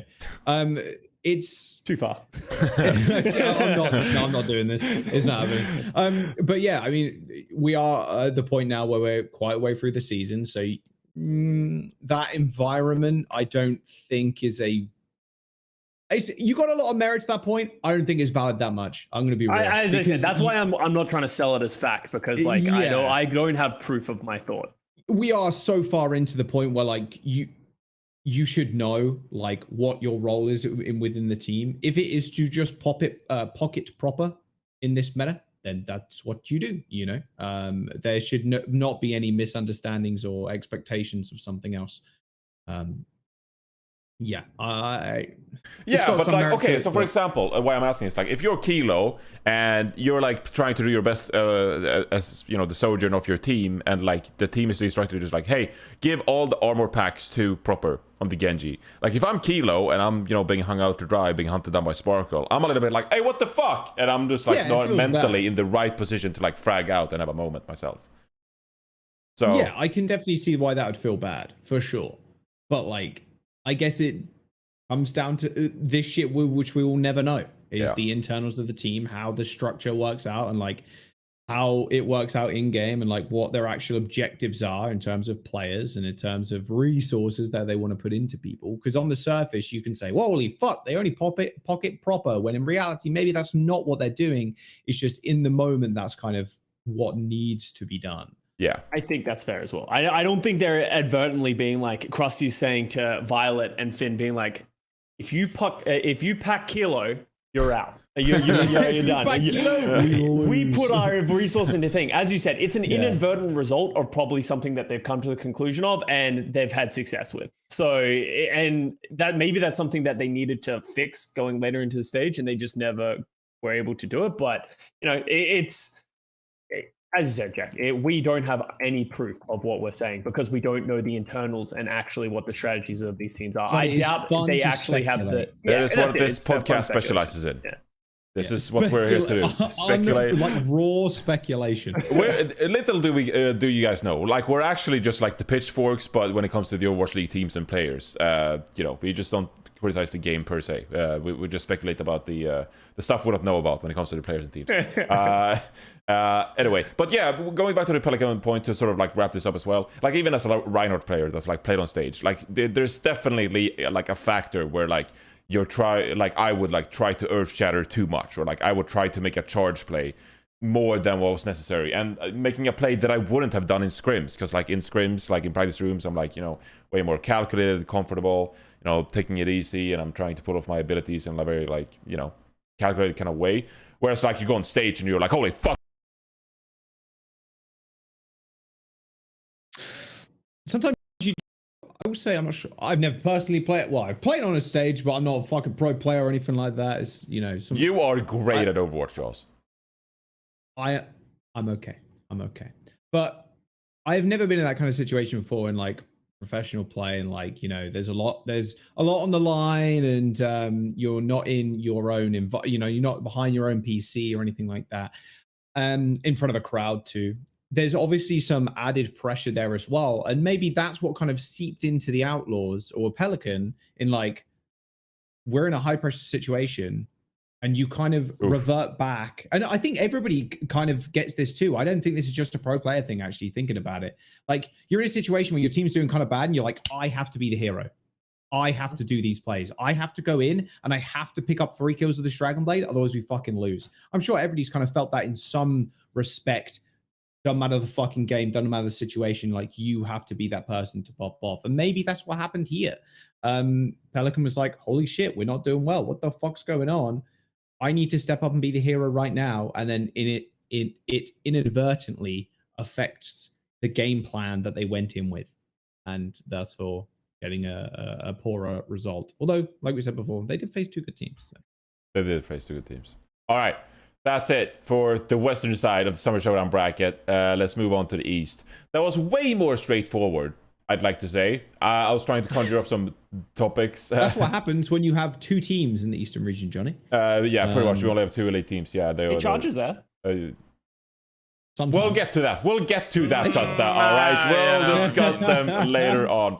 Let's instead kick things off with the Shanghai Dragons winning the Summer Showdown in the East. It was a 4-2 finals over the Seoul Dynasty. Only dropped 3 maps throughout the entire fucking tournament, and 2 of them came from the finals. This team is just unbelievable. Yep. Well, it's like I actually had them like 4th heading into this tournament, like, you know, weeks ago, and it was under the guise of like, I just didn't respect how good they are in a coordination meta, and I was a little worried that Void and Fate, Void would be the better Junker Queen, but then Fate is better like calling with the team. But honestly, it didn't even feel like it was just coordination. Mechanically, they're all just like some of the best in their role, like if not the best in their role. Lip is probably the best hit scan in the world with just how consistent he is with like just levels of performances. Who Are You, I think, is the best Genji in the world with just like what he is able to accomplish. Lee Jae Gon was having a great moment. He is just so insane when he decides to not feed. And I had my concerns about Izayaki on the Brig with like his playstyle, but he was actually fucking ridiculous at Brig as well. So honestly, Shanghai just outpaced everyone else. Seoul Dynasty was the only one who could really hold a candle to them, which wasn't too surprising. But Shanghai, head and shoulders, just like Dallas, head and shoulders the best team in the East. Yeah. I looked at the finals because I was want to recap it on the Watchpoint show, and like there was one thing that just really was just mightily impressive to me when I looked through the game. And let me preface this by saying this. So usually when you have people discussing like how to use commanding shout, for example, with Junker Queen, and this goes for a lot of different compositions, you generally like to favor one playstyle. Like either you're aggressively minded team, you want to engage first, you want to use commanding shout first because you want to engage with it, or you want to be a team that like sits back and you use commanding shout reactively because that's going to give you an edge where like you can shoot down your opponent's commanding shout health, and then you can abuse their positioning with your own commanding shout, using it as a reaction kind of tool. What just impressed me so much with the Shanghai Dragons was like their neutral positioning. Where Seoul Dynasty throughout the tournament, I'd say that they were a bit more of a reactive team. They like to sit back a bit more. We saw Fitz favor the Ashe on a lot of different maps. And they wanted to be the one who just like poked down their opponent, and then they would shout in and like capitalize on the damage dealt by the Rash, etc. It felt like the Shanghai Dragons. They were like so aware of that they would almost like always sit on the fence and neither be like too aggressive or too passive by themselves. They would just like let Seoul Dynasty get into their positioning, and then they would spread out. They would get concave superior positioning, and to use a concept that God, what's his name? There's a coach that does amazing YouTube videos, analysis videos. Cat something. I don't know what his name is. Oh, Evil Cat? Yeah, is that it? It's Evil Cat. I don't know. But he has a concept. Valorant caster? Yeah, that's what I thought. Evil Cat isn't that the Valorant analyst? Yes, Evil Cat is Mimi, the Valorant. Yeah, the Mimi. Yeah. Mimi, yeah. Who am I thinking of then? Yeah, we're thinking of the same person. I just can't come up with the name. Yeah, it's the drawings, you know, the black screen, and then there's like the paint drawings with like the positioning. Chat will know. Chat will figure it out, and then I'll get that. But basically, like, there's a good concept that he broke down, which is like almost like having superior like neutral positioning will over time give you the egoist cat. Egoist cat. Yeah, there it is. Egoist cat will give you like the edge. So like if you have slightly better neutral positioning over your opponent, that slight advantage is over time going to like win you the fight. And so that's why you have like almost like a constant kind of battle for neutral positioning to not let your opponent just have superior positioning, because over time you'll lose that fight unless you take some of that positioning back or like push them back.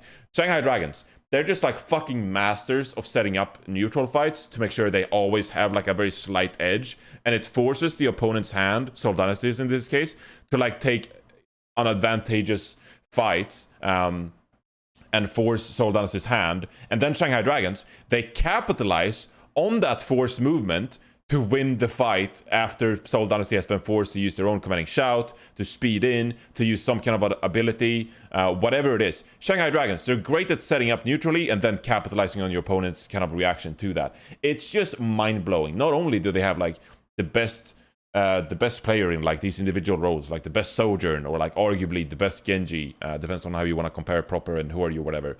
They're just like so good when it comes to like positioning and that stuff as well, and then utilizing their ultimate abilities. It's a mind-blowing. Like I said before I watched the finals, the Dallas Fuel 4-0, that Shanghai Dragons is just like the best Overwatch team like I've ever seen. Like it's just unbelievable what they did in that meta. I'm not so sure after the 4-0. I'd like to see Dallas Fuel Shanghai Dragons go head to head, but I just can't FOMOing about this Shanghai Dragons team. Like that was honestly unbelievable to watch what they did from like an Overwatch level they played at. So yeah, just very impressed overall. There you go. There you go, APAC fans.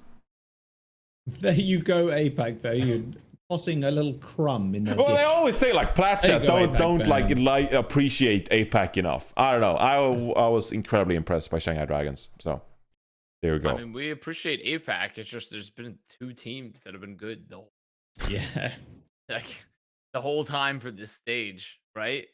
I am disappointed that Dynasty, I felt like they had a better final than we had in North America. So I'll give them that. Like they put up a decent fight and everything, but yeah, Dragons are a little bit of a head and shoulders about better than everyone else. And I think your point about the neutral fight is a really good point too, because like comparatively to like Fuel, who I think makes a lot more heads up plays versus trying to idle it out, you know? And like, okay, we're like working, we're taking areas, like we're poking. Fuel's like much more like, because there's a shock where like I think a lot of people gave Kilo that the issue was like he's getting picked so much where it's like, well, first they focus Kilo, then they focus Kaluj, and then then Shock are like, oh, we're gonna help Kaluj. I was like, okay, now we're back to Kilo. Yeah, so they just kept like rotating their focus like really quickly. While Dragons, I think, are just masters of like owning the map without necessarily making a play, you know. And it's hard to beat that when you have players that are that good, because also who are you is the best, speaking of neutrals, the best Genji in the neutral in terms of just like taking everyone's positioning away and doing a ridiculous amount of damage to force away the other Genji player or like the Lucio or something. So it's just this team is fucking incredible right now. I'm just sad because I'm mostly sad because of the fact that the Dynasty early in the year brought me in, made me believe, and has hurt me ever since, which is very sad because I do really like what they do and I like the team. It's just clear that in this meta, Dragons were superior. now. Pretty clear that they were fucking incredible, and they have amazing players across the board. Though also with Void potentially saying he's retiring next year at the end of this season, that's pretty brutal because like who the fuck are you gonna get to replace that guy? Yeah, it seems like there were several as well. Yeah, like who the hell are you gonna? They'll throw the bag at someone. Players? That's the Shanghai Dragons special. Yeah, I'm sure, but the problem is like there's only a select group. There's a select group of players that are like even close to like that Void caliber of tank, and even then you can make the argument that Void might be better than all of them, right? So harder to get. Yeah, it's nice to see them hit like the ground running at the right time now, because Shanghai Dragons, after what I just witnessed, like I want to see them go into the playoffs, going head to head against some of those other teams. Like, dude, I'm actually so upset that like we didn't have the cross region thing this time around, because Dallas Fuel against Shanghai Dragons would have been one for the ages. But alas, we have to deal with a 4-2 over Seoul Dynasty and a 4-0 finals in the West. So I do really wish there was one region again. Yeah. Because we see that shit on a daily basis. I wish there was one region again. Yeah, split region. Do you almost have one more? We'll have one more region. We'll split North America in two, and we'll have half on the east, half on the What west. if we made a region for Europe, guys? No,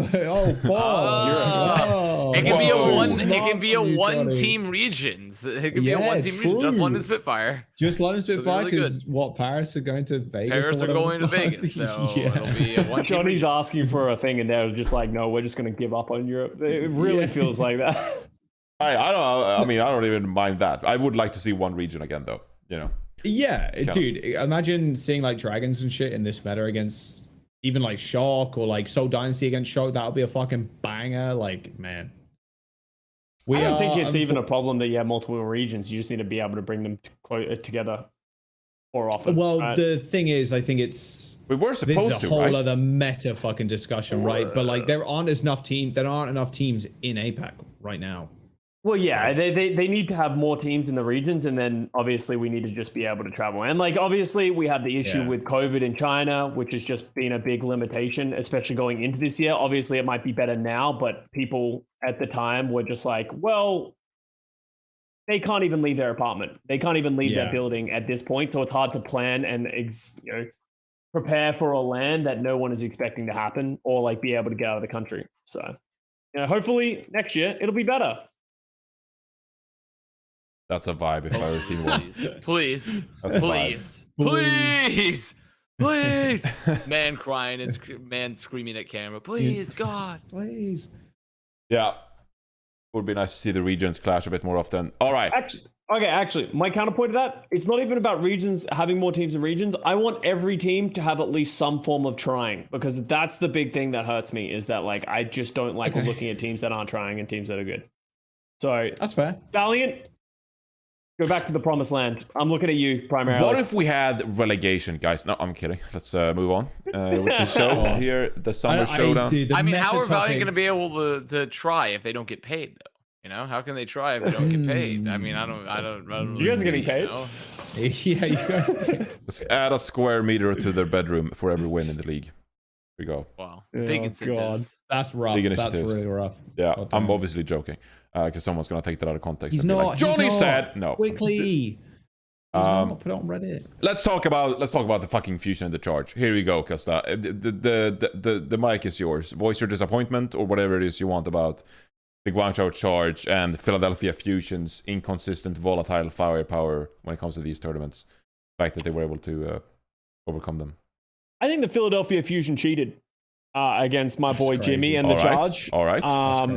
I was told that they were going to play Carpe, and Jimmy was going to clear Carpe easily. But then they decided to play their better player in MN3, and MN3 is Zesta crazy. Like, who would have thought that if you just played the two best players in their roles on your team, that they would play well? Like, they never had the coordination. Their backline was a little sussy this tournament. The way that they were using their defensive ultimates were just incredibly poor.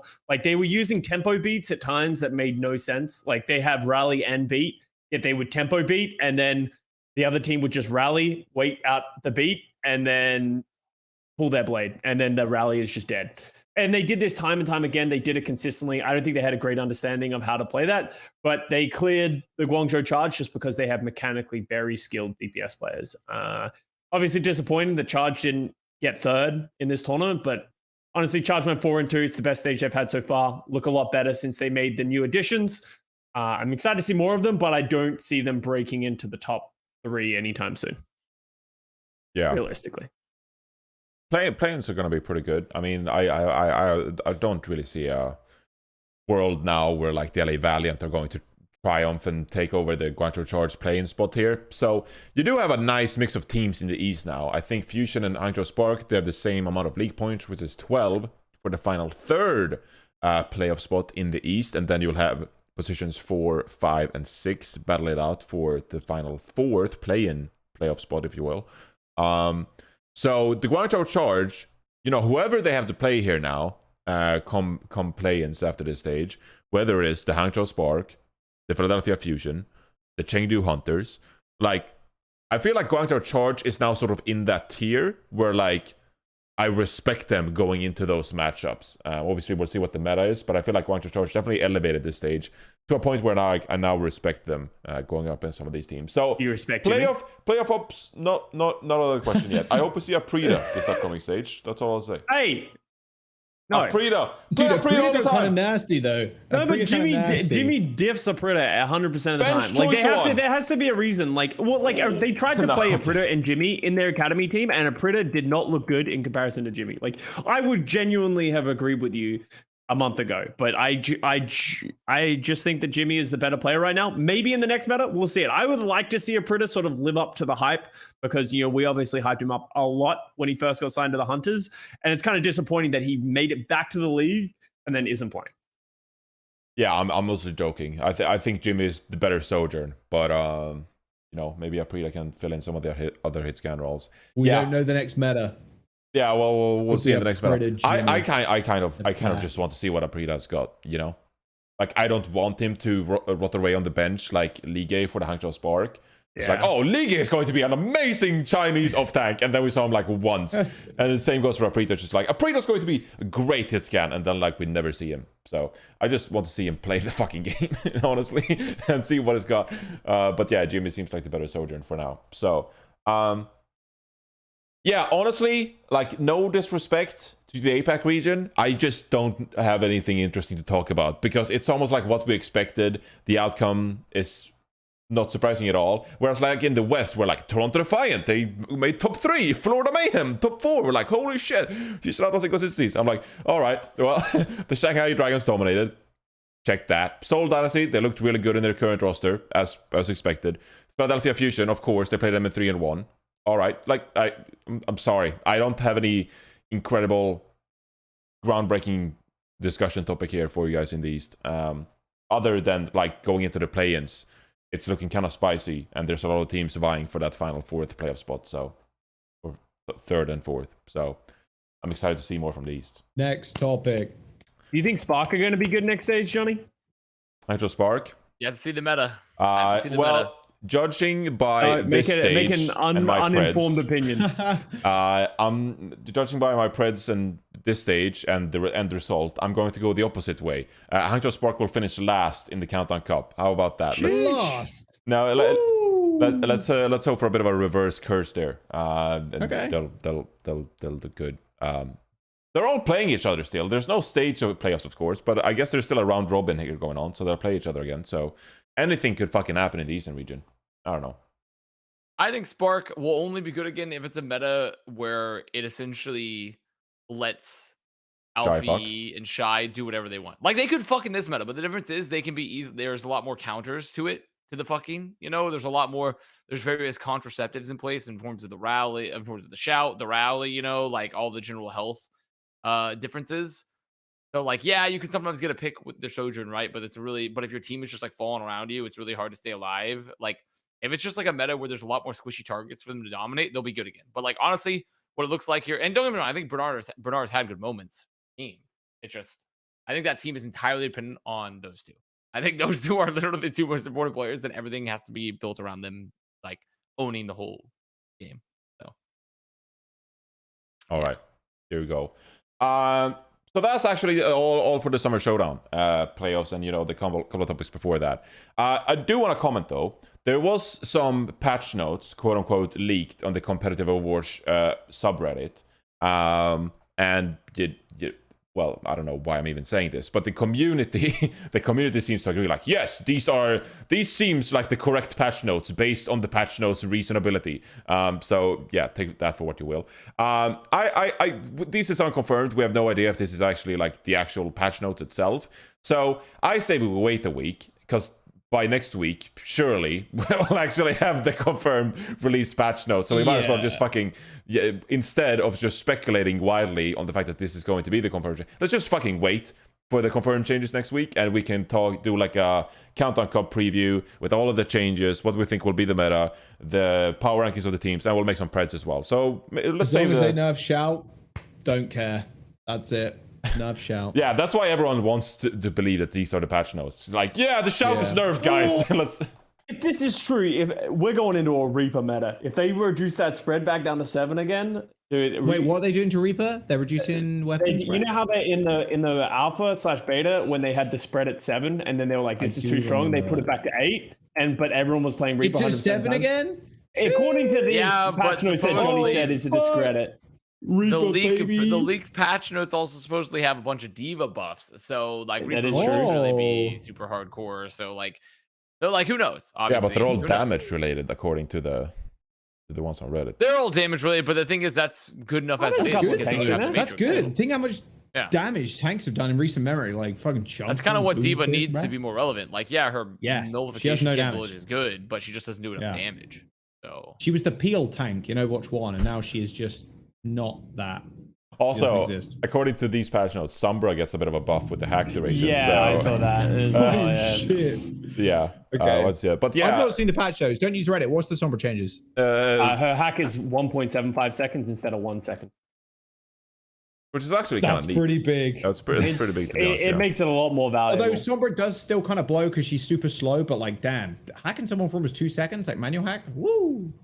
That's crazy. But just go back to that Reaper point you made as well, for people unaware, that basically, like, before the Overwatch League started and the pros played on the pre-practice, whatever the thing, Alpha, Reaper was busted, because what happened is, like, when you remove Cassidy's flashbang and when you remove Brigitte's stun and you just make it like a knockback or whatever instead, Reaper just like, nothing counters me, I can just walk wherever I want and just shoot and heal, and that is great. So it was essentially Reaper meta internally for like weeks on end. Plus he had speed boost too, because he had the old DPS passive, and it's literally WM1. Yeah. There's a world in which we end up in a Lucio Orisa Reaper meta off of just these patch notes at the bat. I don't think anybody would complain about an Orisa meta.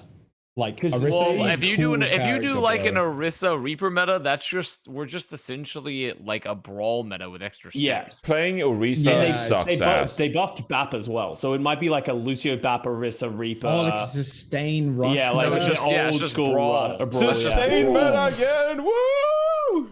Yeah, I don't know about sustain metas. So I mean, who knows? I mean, like, who exactly knows? But I mean, like, that's essentially there's only 2 metas, right? It's either sustain or not sustain. Yeah. All right. Well, but dive is like not sustain, right? So, we've successfully speculated about unconfirmed patch note changes and made up the worst possible metas possible that the community cannot be upset about for a week straight before next episode. So there you go. We did a great job there, guys. I'm very proud of all of you. I'm sorry, Johnny. I can't undermine you on that one. It was funny. I need to complain about the sustain metas. I can't stop it. All right, one more segment. Brent's Player of the Week. Who's getting Brent's Player of the Week? I feel like there's probably a lot of good candidates here, right? Come on now. We had a live tournament. Birthday today. Who? Krusty's birthday. Oh yeah, but he lost. We can't give it to him. No, he didn't. Well, he's the best loser. What do you mean he didn't lose? He's the best loser. He got first in losing. According to him, he got first loser as second place. Birthday. First loser. Kaluja's family. Someone in chat says. Oh yeah, that's a good one. The Kaluj family was fun. They did pop off. One of the first like camera shots we saw a Kaluj family, it was like 8 fucking, or like it might have been more, but it was like 8 fucking little Kaluj heads on little sticks. It was so good. They did go crazy when Kaluj came up. It was really cool. Yeah. Hanbin There's is a lot of shout. good choices. Yeah. Hanbin's a good A shout. lot of really yeah. good choices. Hanbin's a really good Like shout. it's tough to yeah. pick. Who do you But think? I'll give best? it the Kalush family if you want to pick. I mean, like I said, there's a ton of fucking good choices. Like, I mean, if we're based off pure player stuff, it should probably be Hanbin. It like like I think for like that performance at though granted you could also make the argument that it could maybe be like who are you right for dragons right you could like two different players to potentially give it to. You could pick in the someone spirit of Bren's Player of the Week. in the spirit though. It should be. It can't be anything to do with how well people played. In the Kalush's spirit, family. This should probably be Kalush's family in that case, Yes. or yeah, it should probably be Kalush's family. I think that's probably the one. I'm trying to think of who else, but like it probably should be Matt Mistorello's legs for reaching higher than anybody ever thought could that's reach. true. That sounds like a Bren Player of the Week. Mr. Morello could kick very high. I posted a video of it. Weirdly high. He stays indoors like 27 hours a day. He can kick incredibly high. What do you mean? Kick It down was his just hand. like 90 degrees. I'm surprised Matt can it lift was his legs. impressive. Yeah, it was impressive because we expect him to be mostly immobile. Yeah. For the majority And of this his is time. after we've eaten too. We're full up on we food just and got shit, out. and then Matt's out here fucking kicking Danny's hand. Dude, Matt should be an MMA fighter. I would follow that career. Honestly, Matt should do it. Matt's so into the UFC. I didn't realize he was so into dude. it. Yeah, He's he's been very watching into a UFC. shit ton of Mad UFC. into it, yeah. and, We'll be like in I group think chats, Matt- and he'll just be That like, was the "Hey, yo, green this room. guy tonight, man, he's fucking pummel him." Like, No alright. one That else was knows literally the anything green room, about though. It was Matt watching UFC on his phone and then telling Danny he should get into the UFC. That was all what the green. That was mostly what what the it green was. in The Toronto. entire time. And then It was so funny. like I think we had like also the other premium Matt experience where like we're in the middle of Toronto, a beautiful, diverse city, so much food. And he's like, let's go to Buffalo Wild Wings. Yeah. And I'm like, shut the fuck up, Matt. We are not going to Buffalo Wild Wings. Which, to watch football in Toronto. which is pretty funny because me and Custa, we obviously had Pocket on the desk this past week. That is true. Pocket, huge NFL guy, loves football, and so excited that football was, of course, back this week. And so the story was, I didn't get this confirmed from him, that he ordered Wingstop every day for like 4 days straight. And on the final day, on the Sunday when like football actually started, we were like, oh, we're gonna order lunch, whatever, from Mendocino Farms because it's like a healthy option. We like their stuff. And so Pocket put in this order and then ordered an additional $50 of wings from Wingstop delivered to the truck itself, and was like, guys, I got so much wings right here for all of us. Just Johnny, you want some wings? Come on, some wings. It was that, yeah. So a lot of wings between Matt Morello and Pocket. Well, we didn't end up getting wings. We did talked convince him him down not to do from that. position. Oh, okay. We talked him down. We also collectively said, fuck no, Matt. We're not going to Buffalo Wild Yeah. Wings in Toronto. Yeah. So we did not do that. So I mean, okay, we have to make a choice. We have to make a choice here. Johnny, you're technically hosting. You have to make some decision. Okay, no, I think we all agreed, and chat seems to back it as well. We're going with Matt's ability to kick high. Is Bren's Player of the Week. Matt's ability to kick high. There we go. Congratulations. There we go, Matt. Yeah. All right. Matt's horizontal kicking skills. We need more videos. Okay, that video was like 2 seconds long, or not even like 1 second. Well, I long. had a longer version of it, but like it just has more like after chatter. That's the action. That's Was it kind of just the like pop action off portion. when he kicked that high? Was everyone just popping off? Everybody was like, whoa!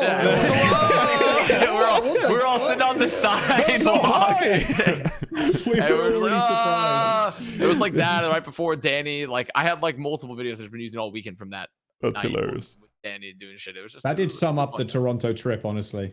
With a kick. That single kick. With how That high single Matt could kick. Yeah, it was everyone Yeah, going, whoa! yeah. Like, To it be was, fair, like, some people shit. were looking at us weird. The people like walking past and shit, and we're all standing around. A guy holding his hand like directly horizontal outwards, and then another guy trying to kick it like that for a good like 5 minutes. It was Also, so it looks like stupid. as soon he did manage to get high, but upon landing, it looks like he was about to fall over. It looks like his balance. Yes. You can see him wobbles a lot.